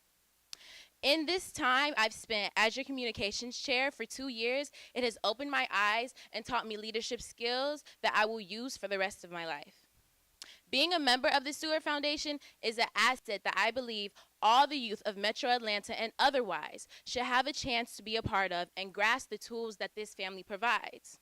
The second family you build joining the Stewart Foundation is a lifelong support system that I believe everyone should be a part of, no matter how much family you have. And my plan is to make sure everyone, and I mean everyone, knows about the Stewart Foundation. Through online engagement, going to schools to speak on the volunteer hours you can receive. And one thing I have learned in the Stewart Foundation is we do not talk enough, at least not about the hard stuff. And I am talking to the mentors and the parents too. I will be breaking down unconscious biases one event at a time. An unconscious bias is when people make quick judgments or decisions about others without realizing it based on stereotypes or personal preferences they aren't aware of. When generations don't communicate with each other, it only leads to issues in the long run, such as repeating bad history, loss of connections, because of lack of communication. And youth, we need to listen up. We do not know everything, so ask questions just as much as our role models do. In addition, I will be continuing President Jamarcus Hill's mental health awareness initiatives because this is still a pervasive problem in all of our communities. Everyone has issues in their life, so let's talk about it. So future cabinet members, be prepared. We will be communicating more than ever before. I also want to focus on domestic violence victim awareness and creating spaces for women to speak up and men to speak up for themselves sooner rather than later. As your 2025 to 2026 president of the Stewart Foundation, I will be a leader and a role model for all of the youth and begin the uprise of a new chapter in this foundation, bringing new faces and volunteers to the Stewart Foundation, making every event an enjoyable way to serve our community. I intend to be the light of the future of this great foundation. Thank you so much.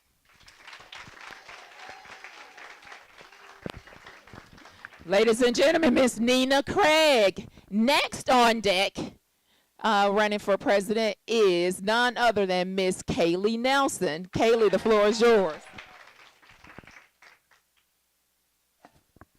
Hi, good morning, everyone. My name is Kaylee Nelson. I am a senior at Arabian Mountain High School, and I have proudly been a member of Stewart Foundation since 2021 when they had their virtual meetings, and I've served as the parliamentarian, the secretary, and I was recently the vice president of the Stewart Foundation Youth Cabinet. And being a leader of the Youth Cabinet has taught me teamwork, responsibility, and service. These experiences have prepared me to step forward and run for president of the Youth Cabinet. The past president has led us with important missions focusing on issues such as autism awareness and gun violence prevention. Their leadership has inspired me, and I hope to continue building on that legacy with a mission that reflects the needs of our generation.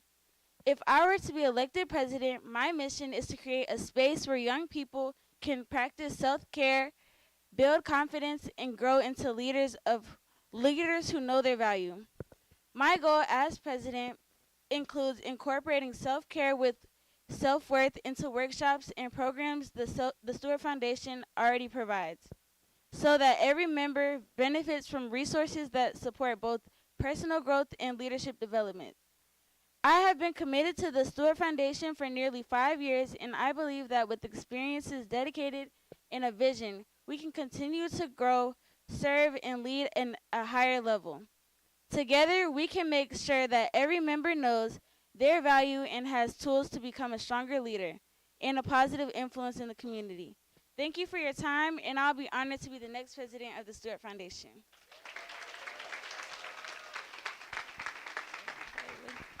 Wow, thank you, Kaylee and Nina. So, your right to vote. It is your responsibility to cast your vote at this time for our next president. Will it be Ms. Nina Craig or Ms. Kaylee Nelson? Please obtain your ballot that says president and cast your vote by simply writing in the person of your choice. You need a pen, sweetheart? We need a pen right here.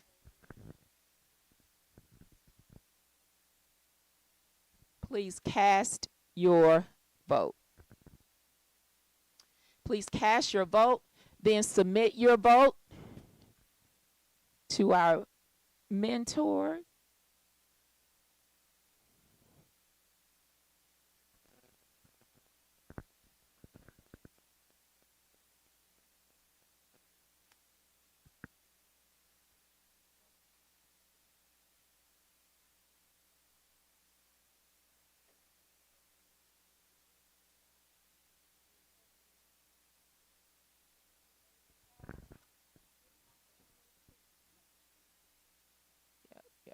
Great job. Great job. So we actually, one of the things that's really, really important is to show up. In order to win the game, you've got to be in the game. And there are some individuals that we want to recognize today because they did a really, really good job of showing up. So we're going to...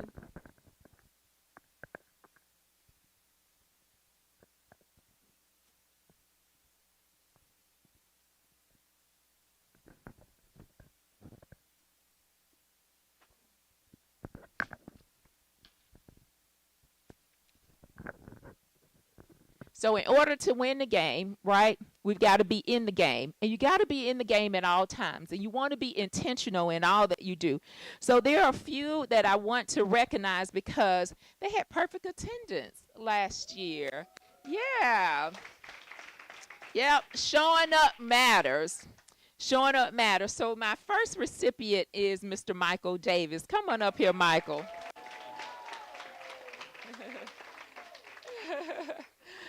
Yes, Michael, we appreciate you. You made it out of 12 of the workshops. So, hey, kudos to you, Michael. So, Michael, send me your Cash App and I'll straighten you up, right? I got you. I straighten you, right? I straighten you, right? Yes, yes. Our second recipient of the perfect attendance is Mr. Josiah Davis. Come on there, Josiah. 12 out of 12, baby. Yes, representing Josiah. Great job, honey. Great job. Thank you so very much, good sir. You send me your Cash App and I'll straighten you as well. Yeah, I'm telling you, these almost triplets right here, they came to show out. Mr. Victor Davis, hop on over here. Roll on up here, Victor, so we can get you front stage. So Mr. Stewart is actually watching over the streaming. He's in Tampa, Florida. So congratulations, Victor. Congratulations. Yes, showed up 12 out of 12. What? I love it. I love it. I love it. And now our very next Perfect Attendance Award recipient is Miss Alea Glenigan. Come on, Alea. You represented, girl. You did. You did. I love it. You showed out. Showed out. And our final, and I know we're going to have so many more. Remember, you got to be in the game to win the game, right? And consistently in it. Our next one goes to Miss Nina Craig, perfect attendance, 12 out of 12. Yes, great job, Nina. Great job, honey. All right, love it, love it, love it. Oh, my goodness. Yes, we are cooking with grease. I do believe we have our final tally in. So,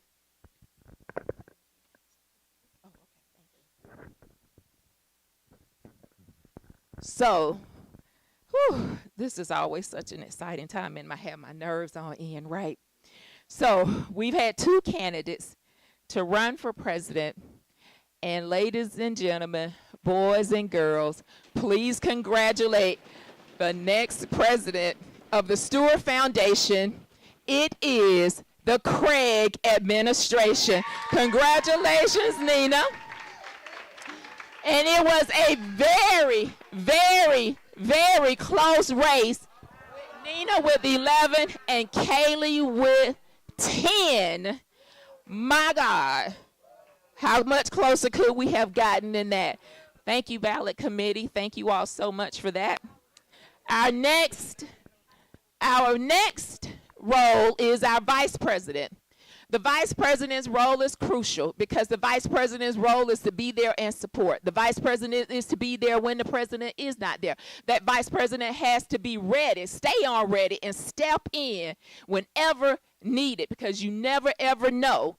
And with this vice president, they shall act as the president in the absence of the elected leader of tomorrow president, shall perform all the duties of the leader of tomorrow's president, and shall have all the powers and be subject to all the restrictions as the president, and shall perform all of the additional duties as the president when needed. So the floor is now open for vice president of the Stewart Foundation. Do I have any nominations? Nina, the floor is yours. Victor, do you accept? Victor Davis has accepted to run as vice president. And I acknowledge Ms. Kennedy Jones. And Kennedy has nominated Ms. Kaylee Nelson. And Kaylee, do you accept? And Kaylee does accept to run as vice president. Are there any other nominations? Any other? Oh, okay, Cameron. Cameron has nominated himself. And it's Cameron with a K, Cameron Nelson. K-A-M. Yes, Cameron Nelson. Okay, so we now have, are there any other nominees for vice president? Are there any other nominees for vice president? Okay. Nominations are now closed for vice president. We will hear our speeches. We do have a timekeeper. And that timekeeper will track this time. So very first speaker up is Mr. Victor Davis. Come on up, Victor.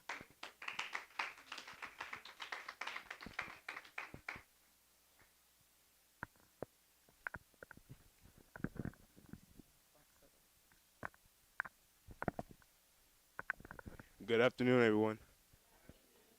My name is Victor Davis. And as the upcoming year arrives, your vote to elect me as this year's vice president will be crucial to the beginning of this new year. I intend to emphasize the importance of men's mental awareness. In honor and memory of the late president, Benjamin Jones, many of us were left with questions as to what we could have done, what conversations we could have had, but we were forced to confront the reality that we were far too late. My vision moving forward is to create a safe space for young black men and older black men to open up and discuss their challenges and reservations without judgment. To create a space where men can be heard. My brothers and I have a father that allows us to vent and be heard. I want to replicate his example to us for the larger community of young and senior men. This year will be a shift in the next chapter of the Stewart Foundation. And I, along with the newly established Youth Cabinet, will come together to be able to manifest our goals and visions for the future. Last year, I spoke out and dared you all to be ready for a new thing. And I hope, and now I'm asking you to do the same as we enter into the new chapter of the Stewart Foundation by voting me as your vice president. Thank you.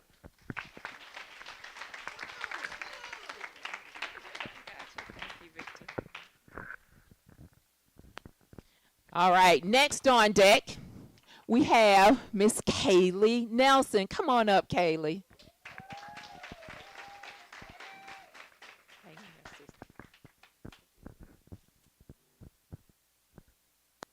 Good afternoon. Once again, my name is Kaylee Nelson, and today I would just like to speak to you guys about why I would be running for vice president.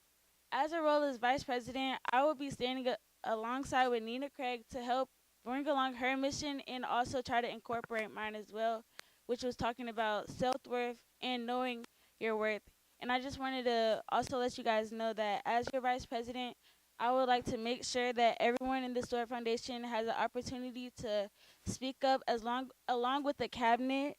It wouldn't just be directed towards our goal, it would also be you guys' goal as well. Thank you.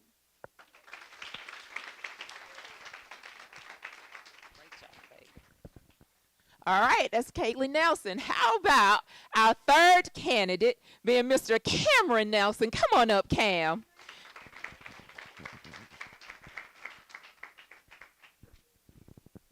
Good morning, everyone. Everyone's well. So today, I want to run for vice president, and I want to talk to you guys about what my, mission is alongside the new president, Nina. I want to focus more on what our, purpose is, because I feel like us as youth, we don't understand what our purpose is or what we're trying to do in life. So I feel like we can focus on that. And I also feel like, we have mentors, but us as youth, I feel like it would be better if we mentor ourselves as well, because there's a lot of people who can help each other instead of always looking for an adult, because we know more about ourselves than, they tend to do sometimes. So I feel like we could focus on these. And I feel like if you guys, if we work together more as a, cabinet and community, we'll be able to accomplish a lot more stuff going forward. And this, year 25, 26 that we're about to enter into will be very successful, having, a strong community-built cabinet. Thank you.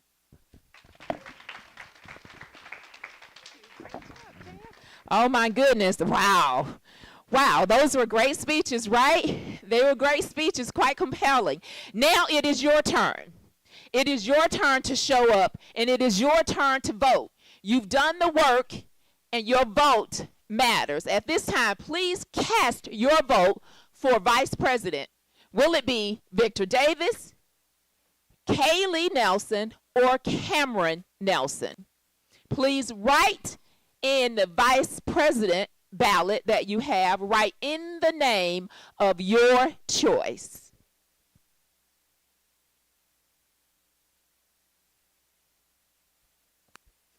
Write in the name of your choice. As you all know, that this is our health and financial wellness quarter. And during our health and financial wellness quarter, the instructions that we received today were really, really phenomenal. So at the end of this, we're actually going to be able to go back to Caden's bus. And with this also, from a health perspective, in October, we will have our health fair, because our mental as well as our physical state is crucial. So with that being the third Saturday in October, we really want you to invite others out, invite families out, invite friends out. It is going to be a remarkable experience, because when you actually send an individual through that triage, they may find something out about themselves that they did not know. You might be the reason for saving someone's life. So don't miss the opportunity to save a life. And that's what you're doing when you invite individuals, families out to our health fair in October. So please make sure you do that. It is going to make one remarkable difference. Have we actually cast all of the ballots?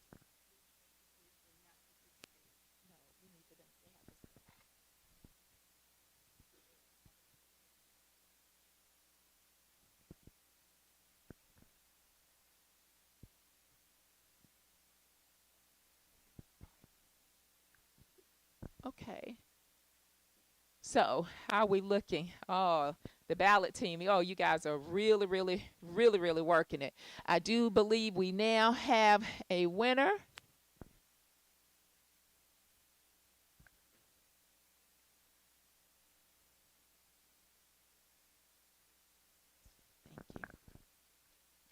Thank you, June. Give Miss June Estelle a big round of applause. The captain of elections over there, captain of elections. All right. So the results are in.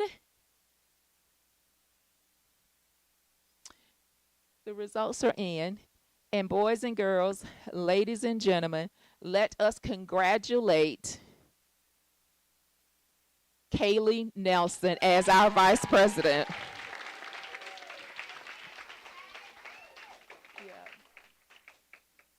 Great job. Great job. Thank you. Thank you, Elections Committee. Next, we have our secretary role.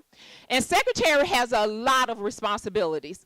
The secretary is the heart of the organization. The secretary is responsible for documenting. For years to come after we're long gone, records should be housed where that secretary did this great body of work. So they've got to record all the meetings. They've got to review the previous month's minutes with their cabinet. They must see and perform all of the duties according to the bylaws and requirements. They shall establish and maintain a membership record budget. They are to actually go and start to sit at the registration and check all of the officers in and welcome the new members. That particular secretary has to keep up with all of the records, and they've got to work very, very closely with the president to develop the agenda for the next month's agenda. They've got to check in everyone, and they've got to stay active and keep up with the new members registry. So the secretary has a great deal of responsibility. So the floor is now open for secretary of the Stewart Foundation. Are there any nominations for secretary? I now ask you, Maya. Who would you like to nominate?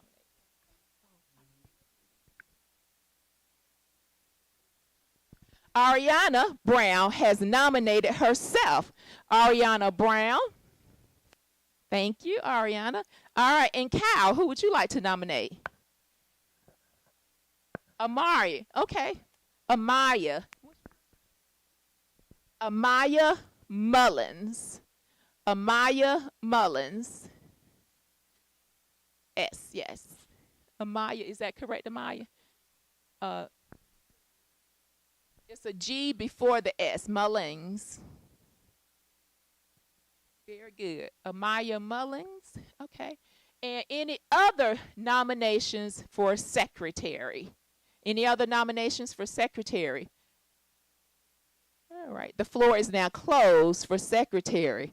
All right. Here we go. Ariana, you shall give your 2-minute speech.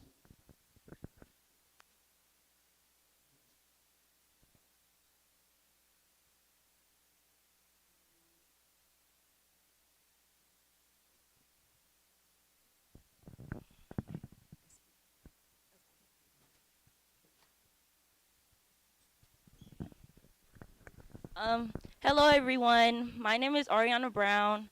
I'm 17 and I'm about to graduate class 26. I've been a part of Stewart Foundation for about 3 years now.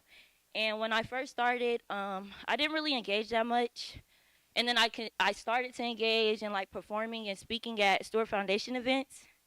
And then that's what I did for a long time. Up until now, I feel like I should get more involved, and my way of doing that is becoming a secretary. While this is a great opportunity for me to grow, this is also an opportunity for me to hear you all and include y'all in some of the decisions made on the cabinet. As your secretary, I will ensure that everyone is staying on top of their duties, and when they fall short, of course, I will pick back up while also holding them accountable. I will ensure that communication throughout the cabinet stays open so everything is always flowing smoothly as possible. And lastly, be an understanding helping hand that anyone can use on the cabinet as well as just in life. Thank you. Ooh, shit. Thank you. Give it up for Miss Ariana Brown. Next, we have on docket Miss Amaya Mullins. Come on up, Amaya. Share your speech.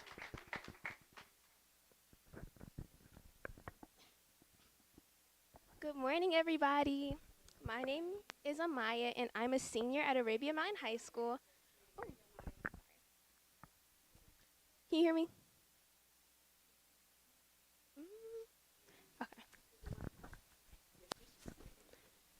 Okay. Testing, testing. Okay, okay. Good morning. My name is Amaya. I'm a senior at Arabia Mountain High School, and I've been a member of the Stewart Foundation for about a year now. And honestly, within that year, the sense of community that I felt here is like amazing. And now I want to be more involved. And I'm running for secretary because I believe that strong organizations are built on clear communication and consistency. I'm organized, reliable, and committed to making sure that all our ideas, plans, and progress don't just happen in the moment, but are recorded and carried forward. This organization has inspired me, and I'd like to give that back by keeping us on track and making sure everyone's voice is heard and remembered. And I'd be honored to have your support. Thank you.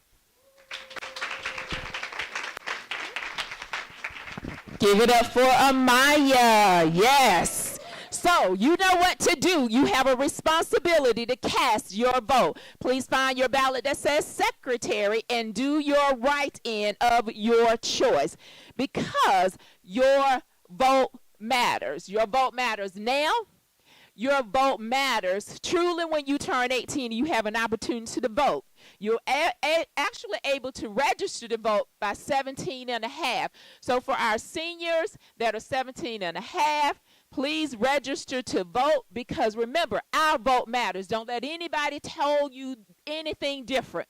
It is vitally important that we all cast our vote, and yours certainly does matter. So we are in a process. Let us get all of those ballots in so that your votes are cast. Are all ballots now cast? Are all ballots now cast? Very good. Very good. So next month, in September, we will have our inauguration. We just don't have an ordinary inauguration.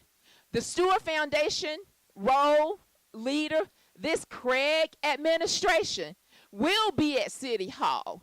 It will be administered with the best. It will be in a place where true leaders are acknowledged. And boy, wait and see who your speaker is going to be. It is going to be one remarkable experience. So we'll become suited and booted in September for the third Saturday. Remember, we meet every what?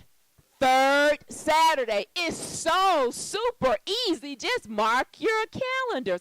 Count the third Saturday in each month, and you know that the Stewart Foundation is meeting. We have been doing this for 19 years, and in 19 years, we've only missed one Saturday. And that Saturday, my daughter probably remembers, my daughter Milan, stand up. Stand up, Milan, because you are a leader now, right? Milan is now 32 years old. Milan is one remarkable entrepreneur, and Milan often gets on me about, my God, Mom, we weren't doing all of this when we did, but we should grow, right?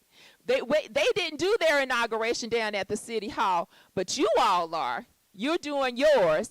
So the third Saturday, the only Saturday we missed was we were going to Briscoe Field with Tuskegee Airman Val Archer and taking the youth up to expose them to aviation, and it snowed. So we had no choice but to cancel that one. But that's the only one in 19 years.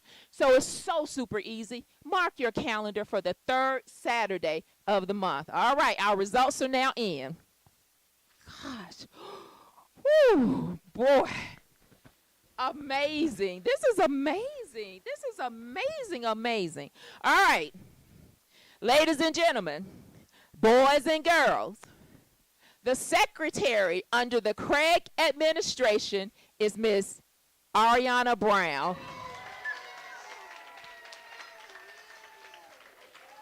And look how close that race is. Look how close the race is. Remember, your vote matters. It makes a huge difference. And this isn't just in our elections. This happens so many times in our elections throughout the U.S. It's so close. So your vote matters. Thank you and congratulations, Ariana. All right, so next is our treasurer. So our treasurer has a huge responsibility. The treasurer shall be responsible for assisting the finance director with accounting duties, shall receive and provide receipts and money payable to the Stewart Foundation, shall make any deposits that you may have, shall perform all the duties generally incidental for the office of treasurer, and shall assist the finance director with preparation of financial statements, and shall also provide monthly report funds collected. So the floor is now open for treasurer. Any nominations for treasurer of Victor? Michael, do you accept the nomination? Michael Davis has accepted the nomination to run for treasurer. Any other nominations? Kaylee? Amaya, do you accept the nomination? Amaya Mullins has accepted the nomination to run for treasurer. Are there any other nominations for treasurer? Any other nominations for treasurer? With there being none, the nominations are now closed for treasurer. So,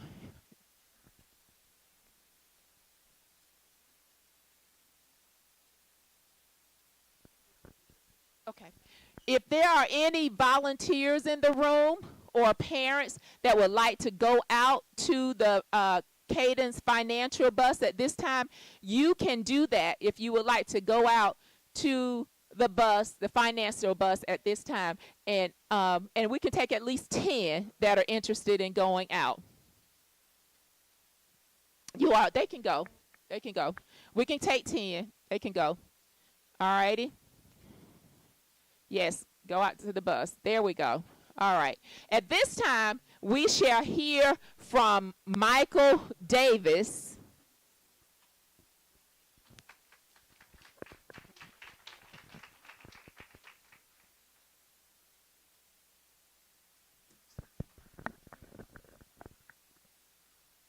Hello, everybody. Good afternoon. My name is Michael Davis, and I'm a first-year student at Mill Creek High School. For this, I share with you my vision for being treasurer at the Stewart Foundation. Being treasurer is traditionally about keeping money and receipts and being detailed, oriented, and trustworthy. That's exactly who I am. And more importantly, I'm a visionary. The life of a nonprofit is its donors.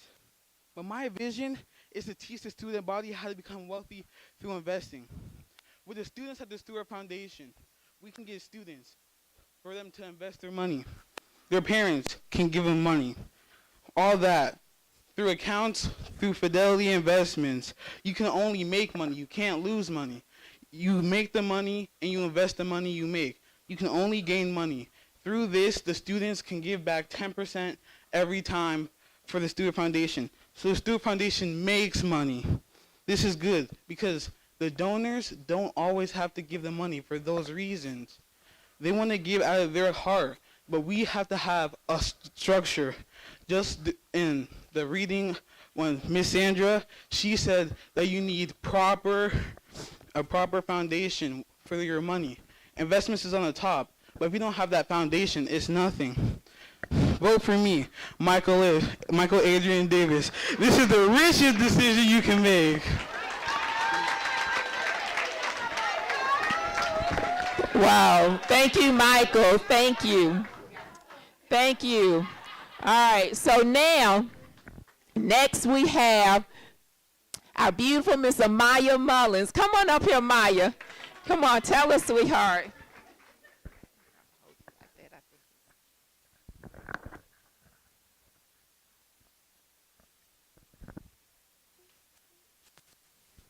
Hello again, everyone. Being at the Stewart Foundation, we learn a lot about financial literacy. It's an important topic, and I want to be treasurer because I know how important it is to handle money with responsibility and transparency. I'm committed to making sure every dollar we raise is used to support our mission. I believe good financial management isn't just about numbers. It's about making sure our organization has the resources to grow, give back, and truly make an impact. Thank you. Thank you, Amaya. Thank you. Now, so, ready to cast those votes? Let's cast this vote for our treasurer. Go ahead and write in on your ballot, your choice for treasurer. Immediately go ahead and get it over to our ballot team so we can start doing our tallying. Yes, so the treasurer is really, really important. This particular role, ultimately you'll get to work with our CFO, which is Ms. Cree Sturgis. And in this particular role, looking forward to some growth, right? So we always want to be better, right? We should be better today than we were yesterday, better tomorrow than we are today. So in this money matters world, how do we make a difference with our money? We understand that money is simply a commodity of exchange, right? But how do you make that money work for you? How do you make your money grow? One day, right, you'll get, hopefully, old as myself and Mr. Stewart are, and we've been doing this for a really long time. But at some point, you want to be able to rest. You want to be able to retire, right? You want to be able to go and do the things that you would like to do. But in many cases, you got to go ahead and work hard now, make the proper investments, make your money grow for you, watch your spending, understand the difference between assets and liabilities, make a strong difference in not only your future, but when you make a difference in your future, you're making a difference for all of our futures, okay? So that's a lot. So during our financial discussion today, a lot was shared. I thought our financial leaders were really, really good. If somebody can give me one thing that really, really stuck out for them, that made a significant impact in that presentation, I've got something for you. I saw Michael's hand first.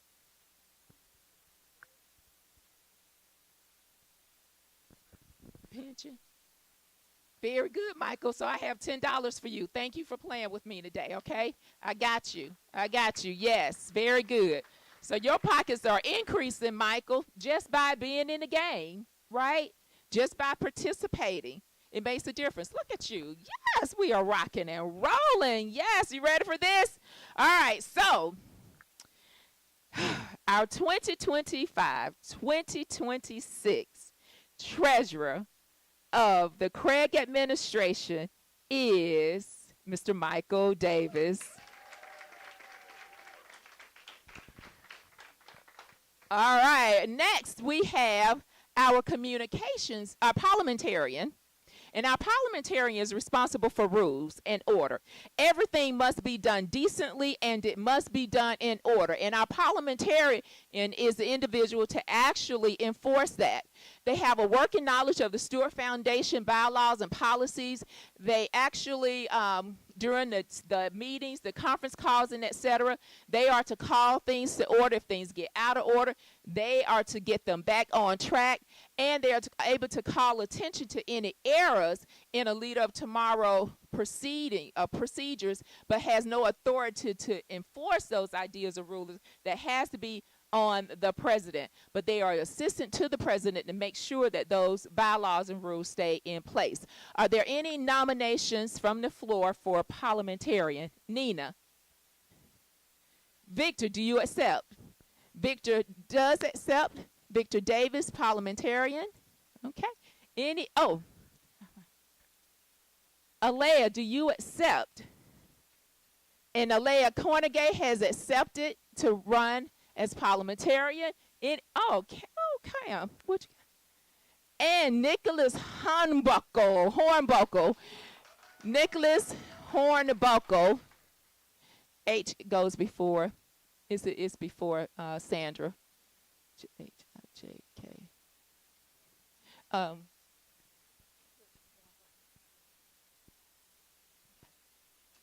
Any other nominations for parliamentarian?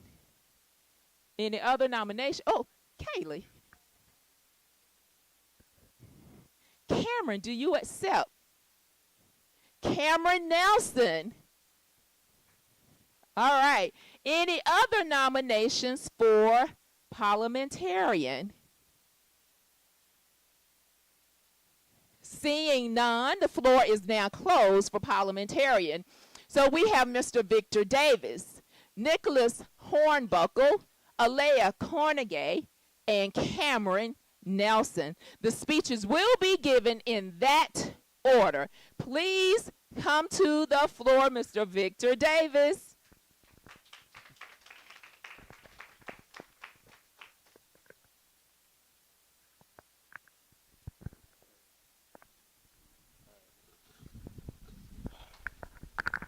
Hello, everyone, again. As your 2025-2026 parliamentarian, I will uphold order during every meeting and every event, making sure we learn and get as much done as a cabinet as we can for our community. As your parliamentarian, I'll keep the cabinet together like glue and make sure we start off the new year doing something new. Thank you.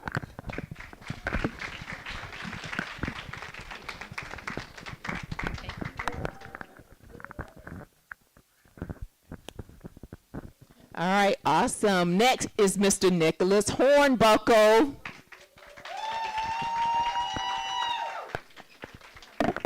Good morning. How y'all doing today? Okay. Good morning, Stewart Foundation. I am Nicholas Hornbuckle. Many of you have been a part of this foundation for years. But I've been born into this foundation for the longest. And I'm running for parliamentarian. Now, what is a parliamentarian? Well, I think of it like this. In every great movie, there's a director making sure the story stays on track. That's what a parliamentarian does for our meetings. The parliamentarian's job is to make sure meetings run smoothly, fairly, and by the rules. So everyone's voices is heard, nothing important gets lost. Without order, meetings can turn into chaos, and we spend more time arguing than deciding. With order, we can actually make progress. Like I mentioned before, I was born into this foundation, and I'm born into a leader. I'm the kind of person who notices the details that others might miss. I'm organized, I listen carefully, and I'm not afraid to speak up when someone needs to be clarified. Some examples of my leadership: I was the captain of the varsity basketball team as a freshman. I'm preparing for college, visiting colleges for my academic and athletic abilities, such as Yale, UNLV, Utah Tech, and my basketball interest from UC Irvine. Also, I'm a strong member of FBLA, Future Business Leaders of America. In preparation for this role, I've learned how to use Robert's Rules of Order, and I promise not to bore you with them, but they're the key to keeping us fair and focused. If I'm elected, I'll make sure every meeting is clear, quick, and fair. No confusion about what's being voted on, no voices left unheard, and no wasted time, just results. So if you want our council to be fair, focused, productive, vote for Nicholas Hornbuckle for parliamentarian, because order isn't about rules for rules' sake. It's about making things happen together. I want to thank Mr. Hank Stewart and Miss Gwen Mason. Thank you, Nicholas. Great, thank you, Nicholas. Next, we have Miss Alea Cornegay.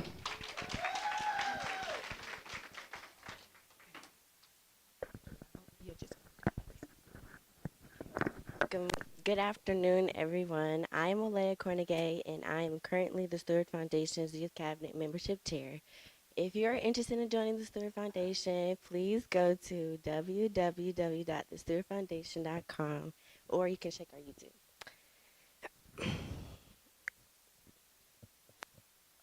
Okay. I've been part of the Stewart Foundation since I was about 10 years old, and now I'm 17 and I'm a senior. This program has truly shaped me into the person I am today. It's taught me how to step up out of my comfort zone, how to be a leader, and how to use my voice with confidence. But it's not just about leadership skills, it's about getting real exposure to real-world experiences, which will be very beneficial and lifelong skills that I can carry beyond this program. Starting at a young age, I've realized just how impactful this program is. The Stewart Foundation has become like a second family to me, supporting me, pushing me, and helping me grow every step of the way. Each year I've been part of this organization, I've grown more, and it shaped me into the person I am today. I began this journey lacking with confidence and ease with challenges, and public speaking was difficult. But the personal growth I have experienced has made me undecipherable, and that's what this program can do for anyone. Do not take this organization for granted. Use it as a resource that will help you grow as a person and prepare you for the real world. One thing I've learned over the years, if is, if it doesn't challenge you, it doesn't change you. I used to be afraid to step out of my comfort zone. Being membership chair was something I just felt comfortable in. It was familiar like a safety net. Sometimes staying in a comfortable spot is easy, but it doesn't push you to grow. That's why I believe if it doesn't challenge you, it doesn't change you. And as you've seen over the years, I've grown and I've changed through this organization. As parliamentarian, I'm not afraid to use my voice, never have been. And I will make sure you can use your voice too. Yes, this organization is important, being organized and keeping you on track, but fairness is also important. Everybody's voice, every idea, every suggestion, and every concern matters. I have key focuses I want to prioritize this year, ensuring new members feel welcome from day one, creating spaces for everyone to contribute, and making our workshops engaging. I want every youth in this organization to grow, as well as to realize how impactful this is a truly blessing and it is to be in the Stewart Foundation, and use it as a resource to grow. This is my last year in the Stewart Foundation, my last ride, and I want it to be a year we all can remember. This program has given me confidence and growth I never thought I'd have. It's pushed me to do things I've never imagined I could do, and now I want to take everything I've learned and make this year an unforgettable year for us. So for that being said, let's make this our best year yet. Please vote for me, the one and only Alea Cornegay. Thank you. Leah Cornegay, ladies and gentlemen. Mr. Cameron Nelson. Come on up, Cam.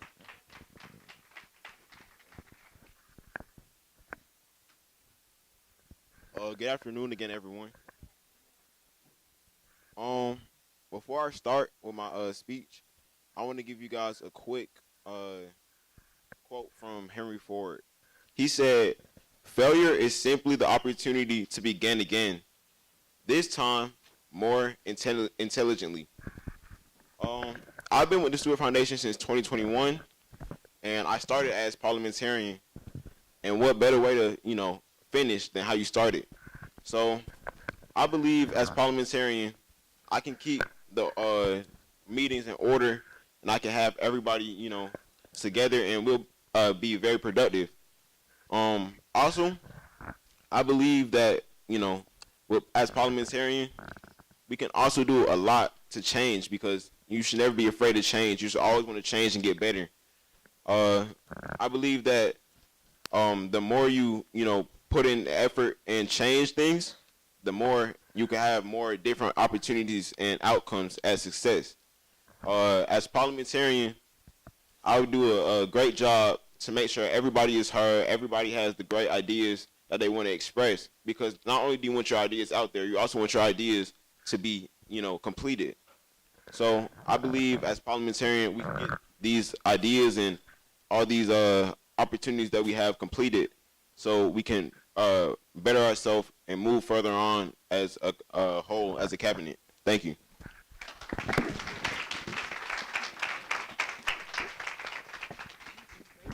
Mr. Cameron Nelson, ladies and gentlemen. Now it is that time. It is your turn. It is your turn to cast your vote for parliamentarian. Please write in your choice for parliamentarian. Right?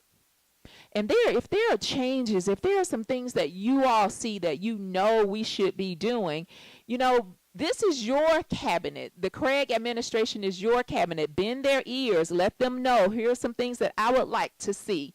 Right? We're going into our community service quarter after our health and financial wellness quarter. You all know our health and financial wellness quarter is August, September, and October. And then November, December, and January is our community service quarter, of which we often reference as our soul-wrenching quarter. And the reason that is entitled our soul-wrenching quarter is because we know if we can change the feeler and thinker of a child very, very early on, and create a love of giving back and making a difference, right? We can change all of our future. The trajectory of our future is so much greater and brighter when we understand the essence of making a difference in someone else's life. So as we go into the community service quarter, I'm going to have to give my baby girl another shout out, because during when she was actually here and she was on the cabinet, one of the things that she instituted during her reign was to sit at the feet of our elders. So we still do that in January. We go to AG Rose, right, Milan? Milan said we've got to make sure we serve our seniors. We have to give back to our seniors. We have to hear their voices. They have something to say. They matter. And we've collected life lessons from our seniors at AG Rose. We are able to celebrate the centurions that are there. And we go back every single year. And Miss Sandra has taken on the reins as captain of that particular event. And Milan, I want you to work with Miss Sandra while you come back and make a difference, because that love is a seed Milan sow into the foundation that we still do today. So your voices matter.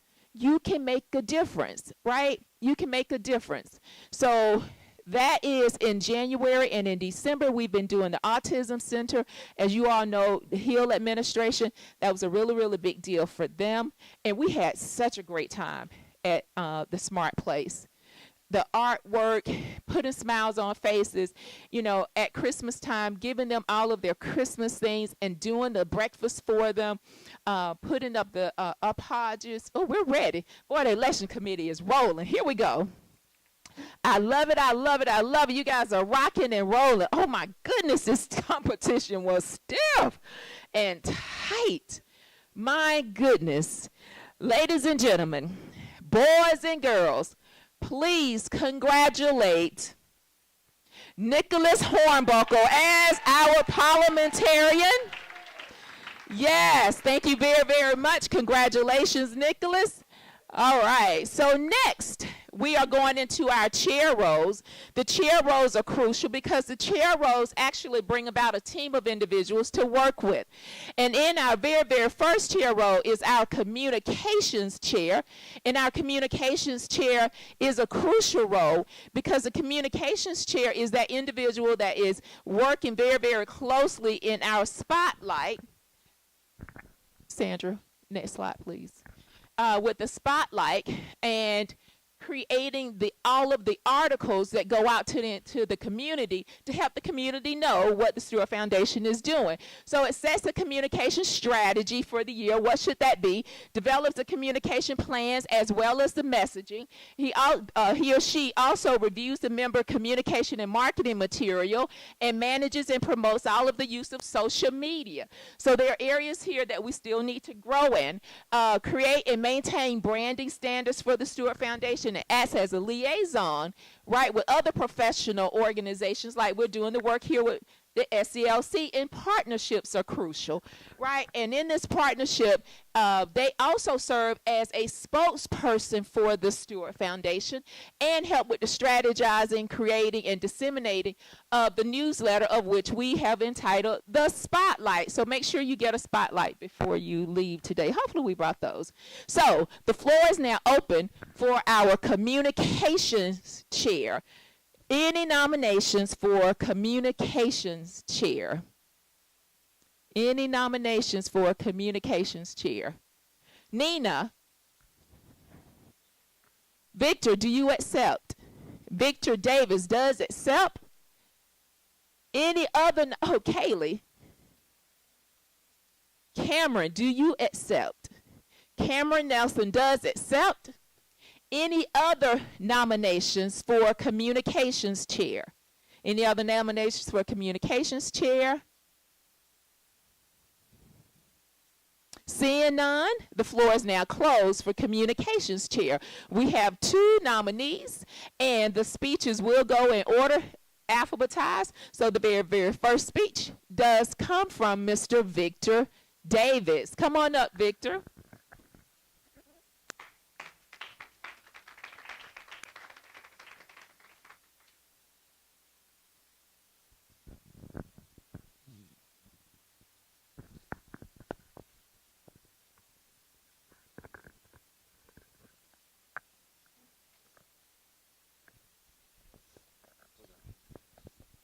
Good afternoon, everybody again. My name is Victor Davis, and last year I had the honor to serve the Stewart Foundation Youth Cabinet as the treasurer.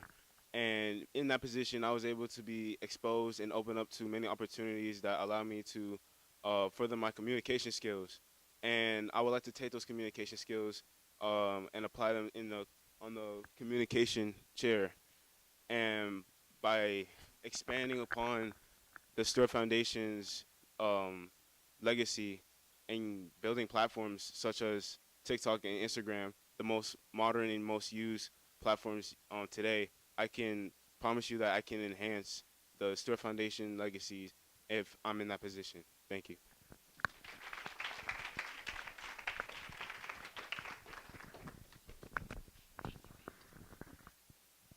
All right, that's Mr. Victor Davis. Next, we have Mr. Cameron Nelson.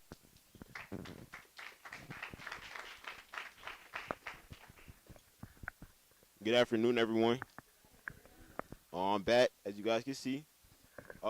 So with the communications chair, I'm going to be trying to get everybody, not just myself, but everybody to empower their voice so we can get the Stewart Foundation, more recognition. And with this role, as Victor, as he said, we can be using more social medias to help bring in recognition, and we can go to, like you can start at your school, for instance. Invite your friends, tell them about the Stewart Foundation, let them know what it is. Because the more members we have, the better it is for us. So, as your communications chair, I'll make it my duty to help bring in people and help other people come in so they can have a great time and enjoy what we have going on right here. Thank you. Mr. Cameron Nelson, very good. Now, it is time for you to cast your vote because guess what? Your vote what? That's right. So please cast your vote at this time for your communications chair. Please write in your candidate of choice for communications chair. Write your candidate of choice in. Very good. Very good. Very good. It takes a great deal of courage to stand before an audience. It takes a great deal of courage to come up and sell yourself. It takes a great deal of courage to step into roles that you may not necessarily be experts in, but you're willing to give it a try, and you're willing to give of your service, your time, and well as your resources. It takes a lot of courage to put yourself out there, but I can assure you, as you put yourself out there, that's when you level up. That's when you realize your greatness. Until you give it a try, you will not know. That makes a huge, huge difference. So you all are making a very huge difference in your community. Today you're running for platforms within the Stewart Foundation, but tomorrow you could be running for city council. You could be running for mayor. You could be running for governor. And you too could be the president of these United States of America. There's absolutely nothing that our youth cannot do. But you've got to put yourselves out there and be willing to be of service. Service is absolutely key. It is truly, truly key. So as we talked about our community service quarter, and we had an opportunity to look at what we do in December with autism and go into the smart place, the month right before that is October. We have a great deal of individuals that are homeless. And in some cases, not necessarily homeless, but hungry. So for that community, we give back. We partner with New Life annually in October, and we have a huge giving away of food resources. So we actually get out. We get up super early in the morning for that one, don't we, guys? We're up like 5:30 in the morning, right, at New Life. And we're preparing foods for that distribution. And there was one time, year before last, we left from New Life giving away food to South DeKalb Mall, giving away food to Walmart on Gresham Road, actually giving away tree toys, and the ballot's now ready. We are so rocking it out. I love my elections committee. I love them. Ladies and gentlemen, boys and girls, our newly elected communications chair is none other than Mr. Cameron Nelson. Look at you, Cam. Congratulations, good sir. All right, we're rocking and rolling. We're rocking and rolling. Here we go, here we go, here we go. Next is our community chair. Community chair is the heart of who we are. That community chair, while has been really, really quiet. Where's our community chair from last year? Where's Kennedy? I hadn't seen. Where my baby? There she is. Our community chair role is crucial because that community chair is going to various different events in our community, making our presence known and giving back the gifts that the Stewart Foundation has given unto us. She or he initiates and facilitates community development initiatives. We actually just did one in DeKalb County with Solicitor Donna Stribling. He advocates for local issues and initiatives on behalf of the youth of the city and district council, monitors the range and level of council services provided with the community, proactively anticipates strategies and policies that may have a future impact on today's youth, and responds to community issues and submissions, and acts as a leader in the community where problems may arise. The floor is now open for community chair. Do I see any nominations? I see your hand first, Kennedy. And Kennedy Jones has nominated herself and Nicholas Homburg. Oh. Cameron, do you accept the nomination? Cameron does accept the nomination. Mr. Cameron Snowdy, and that's S-N-O-O-D-Y, Cameron. Cambron, C-A-M-B-R-O-N.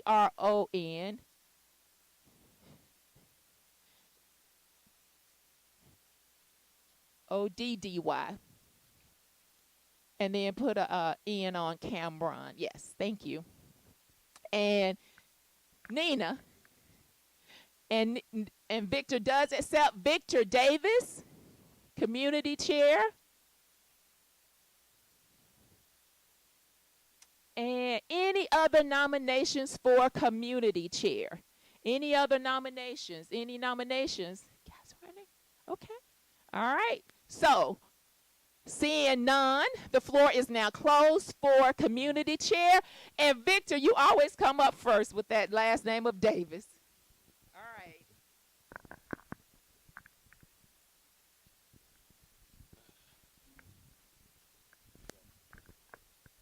Good afternoon again. My name is Victor Davis, and I'm running for community chair. I choose to run for this position because I believe community is the heart of everything we do. When our community is strong, connected, and supported, we can accomplish anything. As community chair, my goal will be to bring people together, make sure every voice is heard, and strengthen the bonds that keep us united. I want to help create opportunities where everyone feels valued, included, and part of something greater than themselves. I bring strengths like leadership, creativity, reliability, and being a good listener, and I will use those strengths to serve you, to represent you, and to make sure that our community continues to grow.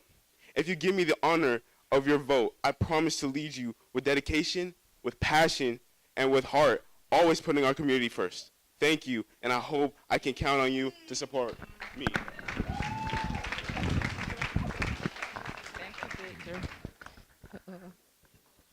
Next, we have Miss Kennedy Jones. Come on up, Kennedy.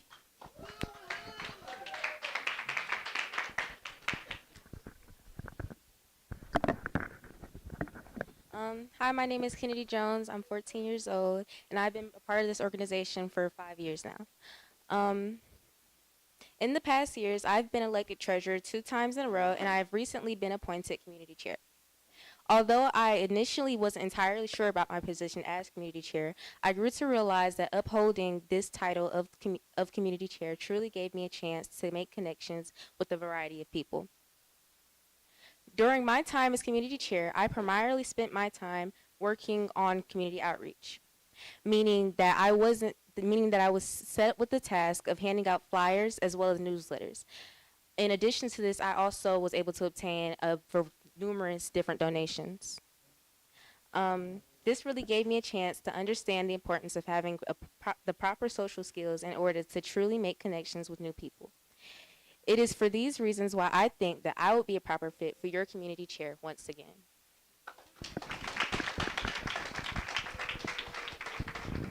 Next, we have Mr. Cameron Snowdy.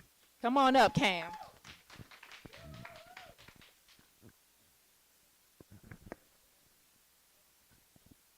Good afternoon. Good afternoon, Stewart Foundation. My name is Cameron Snowdy, and I'm 15 years old. I'm an AP Early College student and student athlete attending the school of Booker T. Washington. I was practically born into the Stewart Foundation, and I'm honored to be here running for a community chairman today. This isn't just an organization. It's a place where kids learn to believe in themselves, stand tall, and lead with confidence. When I'm chosen, I'm not just going to be sitting in meetings. I'm going to be out there listening to what our kids need, helping create opportunities for them to grow, and making sure every event we do matters in their lives. I want every kid who walks through our doors to leave feeling stronger than when they came in. To me, leadership isn't just being in charge. It's also lifting others up. And with all of us working together, I am more than sure that we can help more kids step into their future with pride and purpose. Thank you for believing in me, and thank you for believing in them.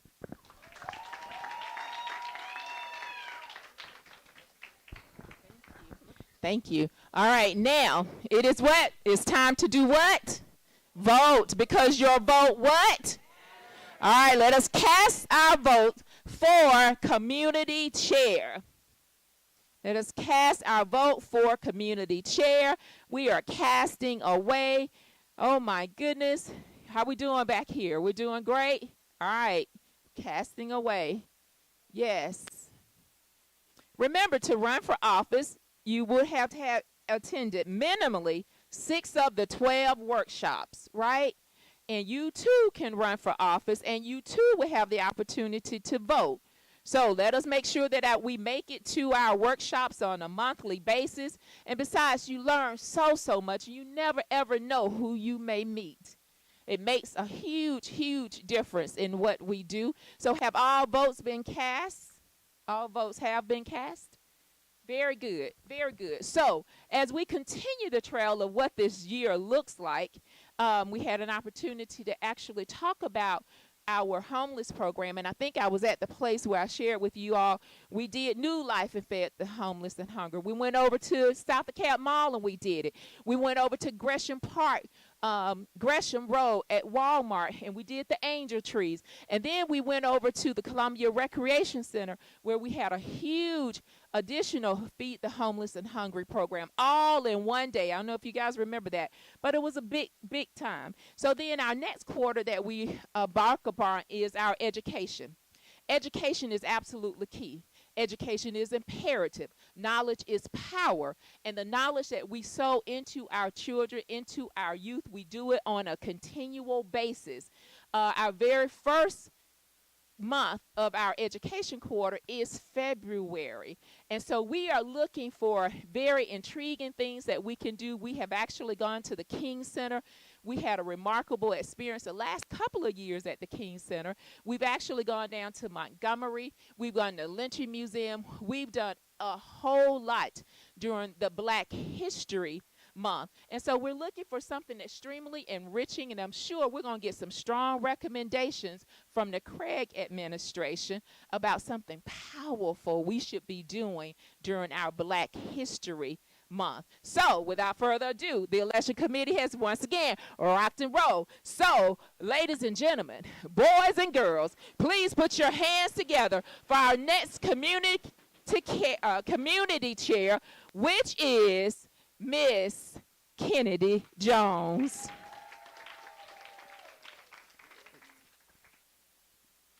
Next on docket, we do have our event chair.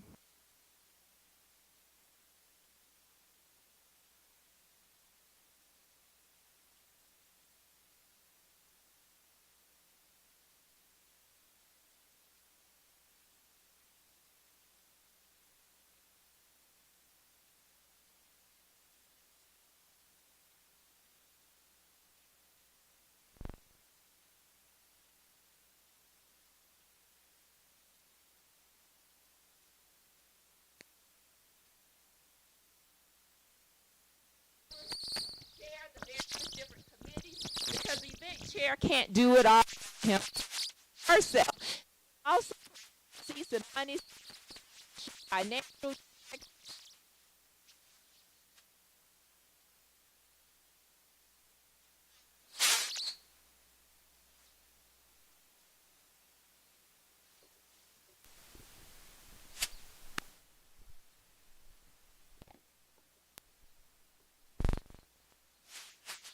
So the floor is now open for, power in the voice. I love it. Power in the voice. It's so sweet.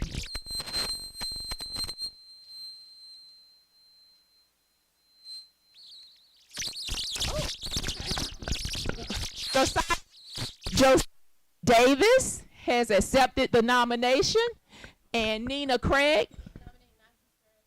And Nina has nominated. Where's Matthew? Matthew, do you accept? Yes, I got a thumbs up for Matthew. Matthew Craig for event coordinator. And did I see? All right, and Mr. Nicholas Hornbuckle. And Cameron, do you accept Cameron? And Cameron Snowdy has accepted with a C, yes. Cameron Snowdy. Braun, B-R, yeah. She's going to go back. She's got it. She's going to go back. Any other? Oh, Kaylee. Okay, Amaya Mullins with a G. Amaya Mullins. And correct Cameron's name too. Thank you, sweetie. Any other nominations for event coordinator? Any other nominations for event? With that being said, the speeches shall begin. Matthew, the floor is yours.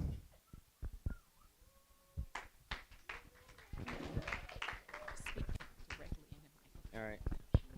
Hello, I am Matthew Craig. I go to Pebblebrook High School in Cobb County. Why am I running for your next event chair?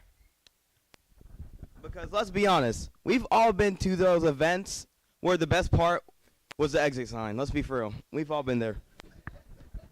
You know the ones, the DJ's playing your auntie's favorite music, the snacks are probably the best part besides that exit sign, and everyone's just standing, looking at their phones, trying to act busy.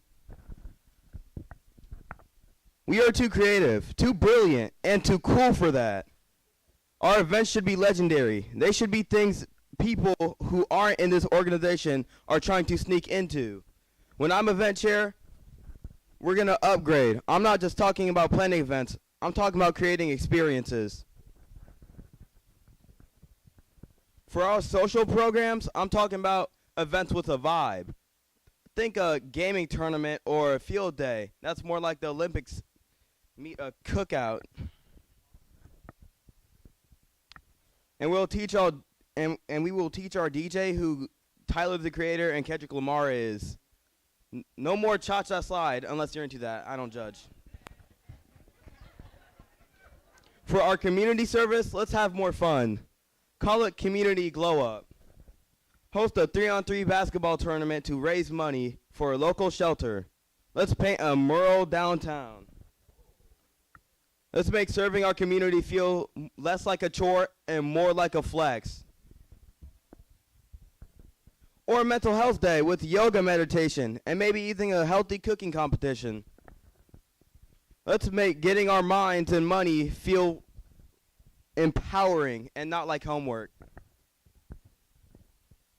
Look, I may be young, but that means I have fresh ideas and 4 years of energy to give to this.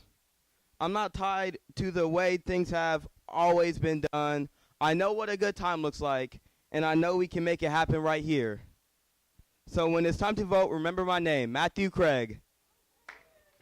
Vote for events you'll actually want to post on your story. Vote for good. Vote for a guy who will probably get lost in the hallways but knows where to take the foundation to.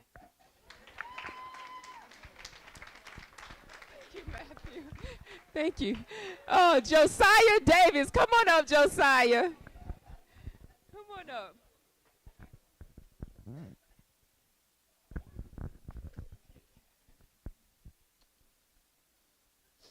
Good afternoon, everyone. My name is Josiah Davis. I'm a third-year student at Mill Creek High School, and this is my 7th year with the Stewart Foundation. I am running to be your next event coordinator.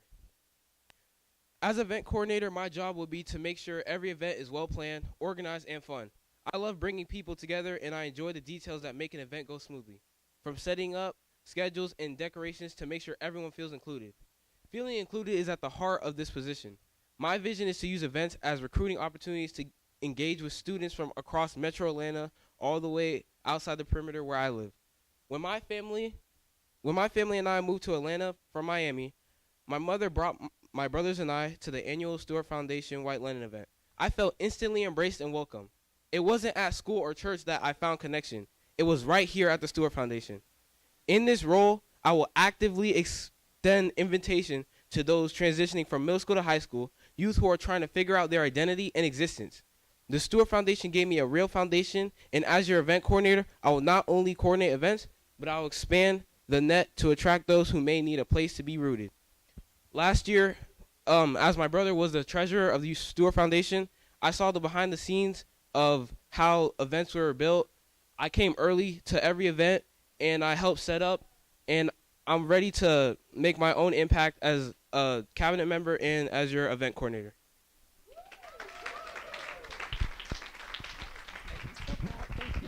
Thank you, Miss Amaya Mullins. Come on up, Amaya.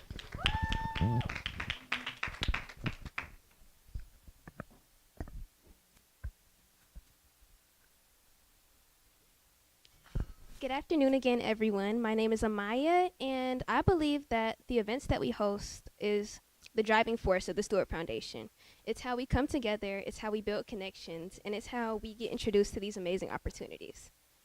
I love bringing people together, and I love creating experiences that are memorable and meaningful. I'm organized, creative, and committed to ensuring that our events run smoothly while also reflecting the heart of our organization. From planning to execution, I'll make sure every detail is handled so that you guys can focus on having fun and making an impact. And I'd be honored to have your support.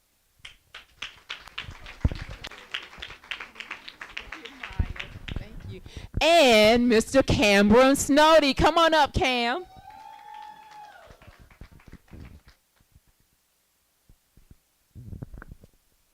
Good afternoon again. I'm running for event chair coordinator for the Stewart Foundation. I want this role because I truly believe in what this foundation stands for, helping people, building community, and making an actual difference. When I'm chosen, I promise to bring energy, organization, and new ideas to make every event successful and meaningful. I want to make sure that together we can reach more people, inspire more change, and keep moving forward. I'd be honored to have your support. Thank you.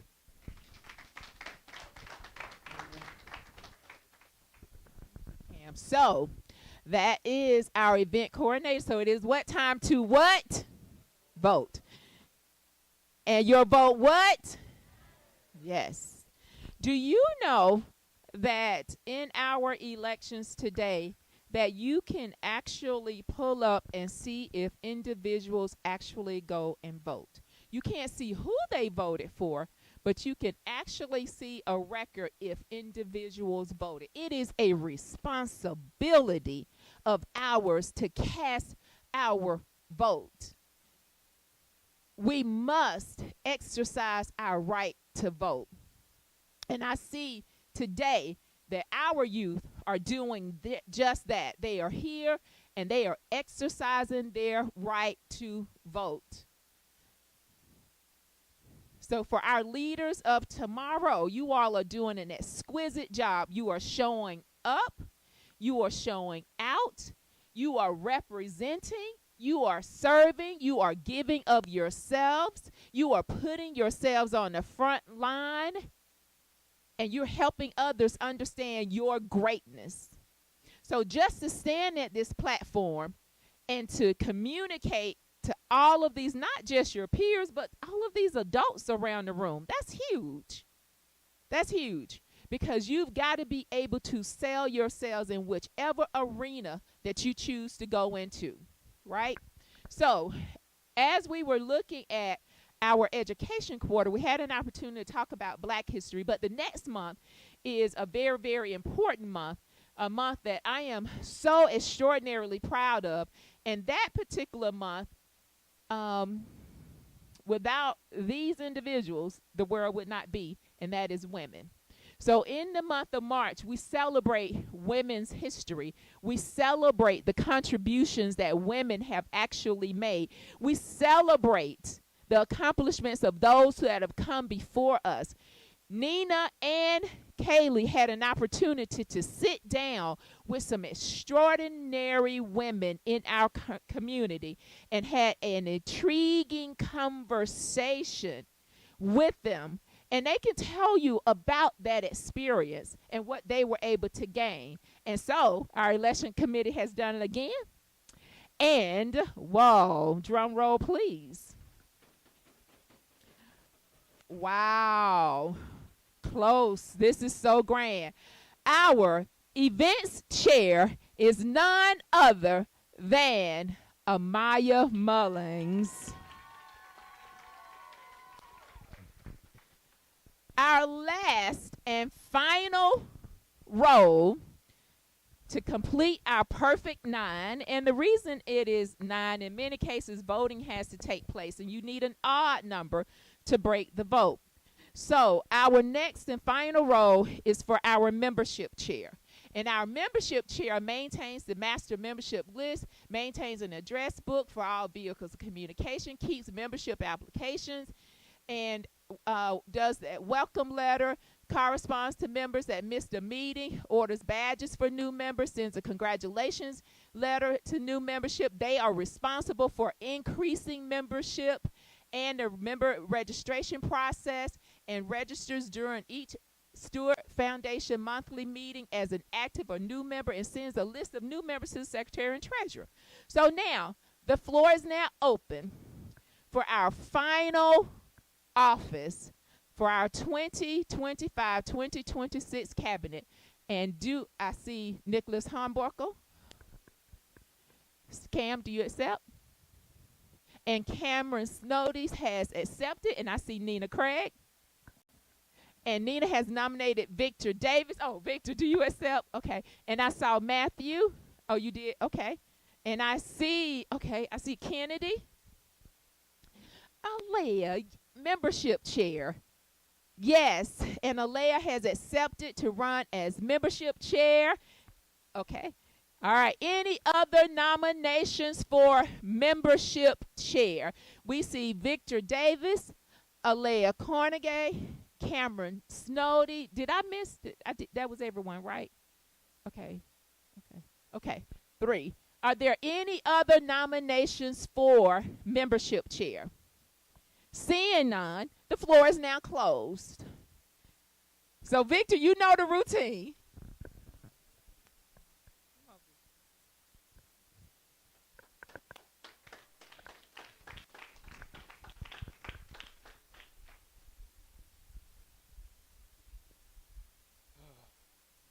Good afternoon again, everyone.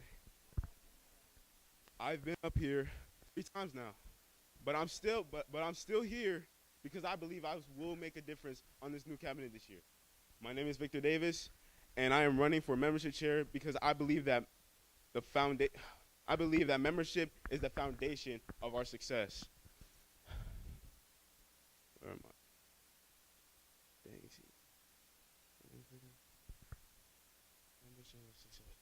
because without strong members, there's no strong organization. As membership chair, my priority will be to welcome new members with open arms and make sure they feel connected, and keep our current members engaged and motivated. I want every person to feel like they belong here, that their voice matters, and that they're a part of something bigger than themselves. My goal is not to just recruit members, but to create an environment where people stay, thrive, and contribute. If you choose me as your membership chair, I promise to work hard, to listen, to make membership a meaningful and empowering experience for everyone. Thank you so much, and I hope I can count on you for your vote.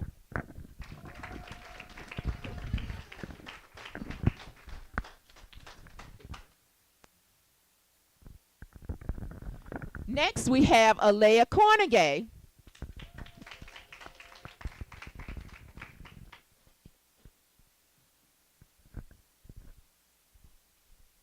Good afternoon, everyone. My name is Alea. Okay. My name is Alea Cornegay, and I'm currently, as I've said, the Stewart Foundation's membership chair. If you are interested in joining the Stewart Foundation, please go to www.thestewartfoundation.com if you're interested. You can also check out us on YouTube. While I may not be your parliamentarian, I'm very excited to continue serving this amazing organization. I've been running for membership. I've been in this position for like 2 years. I want to keep supporting all of you and helping our program grow stronger than ever. As I've already said, this program has truly shaped me into the person I am today. It's taught me how to come out of my comfort zone, how to be a leader, and how to use my voice with confidence. But it's not just about the leadership skills. I've had experience in this position, and it has taught me how to welcome new members, help them feel included, and it's also helped me be more social with others. And that's what the Stewart Foundation is all about, how it helps strengthening the whole child, mind, body, and soul. This is my last year in the Stewart Foundation, and I want this year to be remembered. This program has given me confidence and growth, and I never thought I've had. It's pushed me to do things I could never imagine, and I want to make everything I've learned out of it. I'm committed to making sure every member is feeling welcomed and supported. So please vote for me for membership chair. Thank you.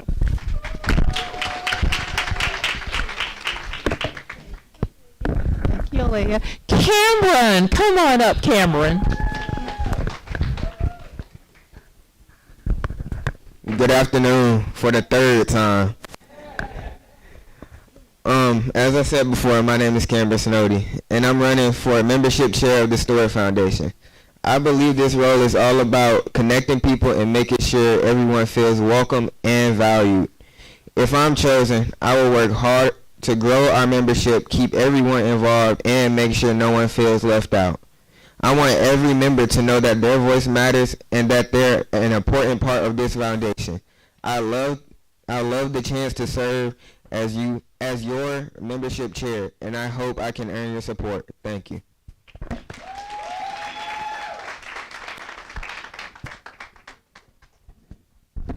Thank you.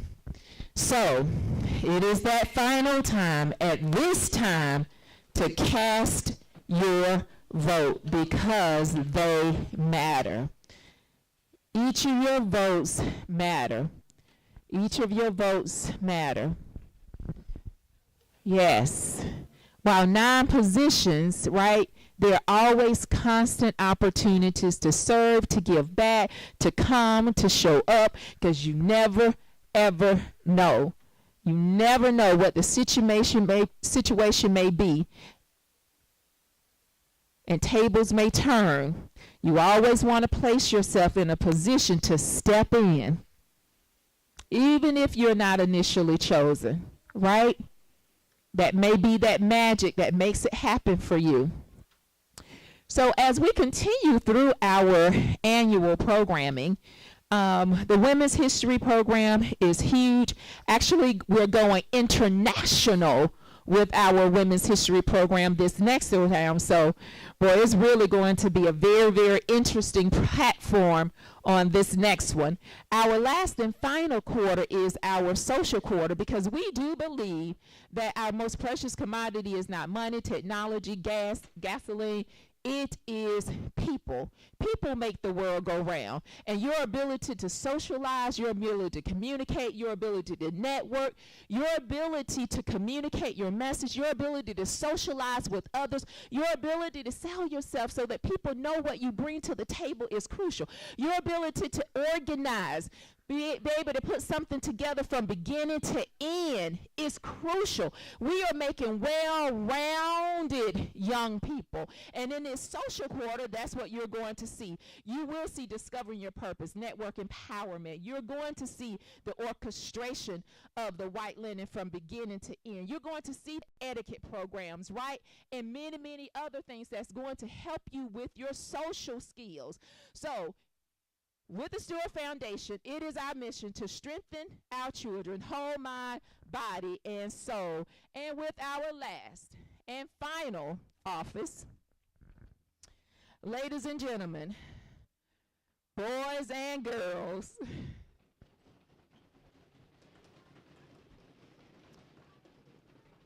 Please put your hands together for our next membership chair, Mr. Victor Davis.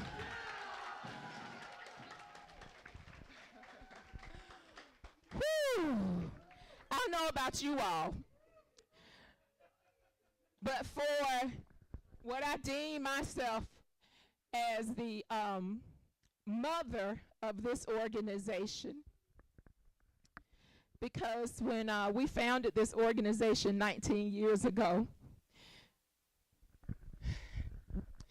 we never would have thought we would have touched well over 40,000 children, but we have. And so for every single child that's here, that's come through the organization, you are ours. And for that, we're so ever grateful.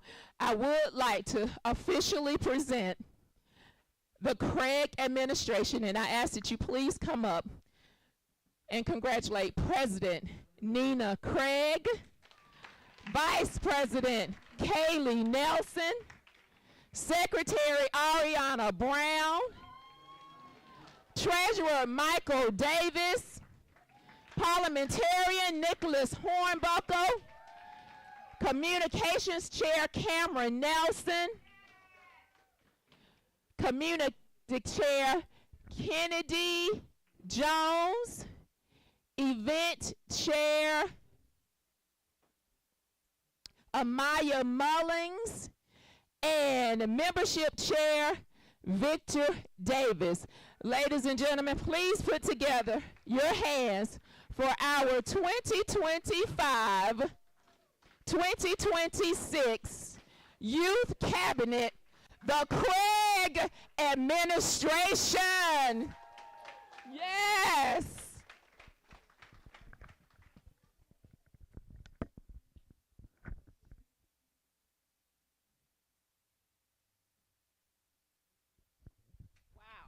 Wow. So this is a great deal of work. Thank you all so very much. I know Mr. Stewart wants to say something. Somebody's got Hank's number. Please call him. Please let, because he would.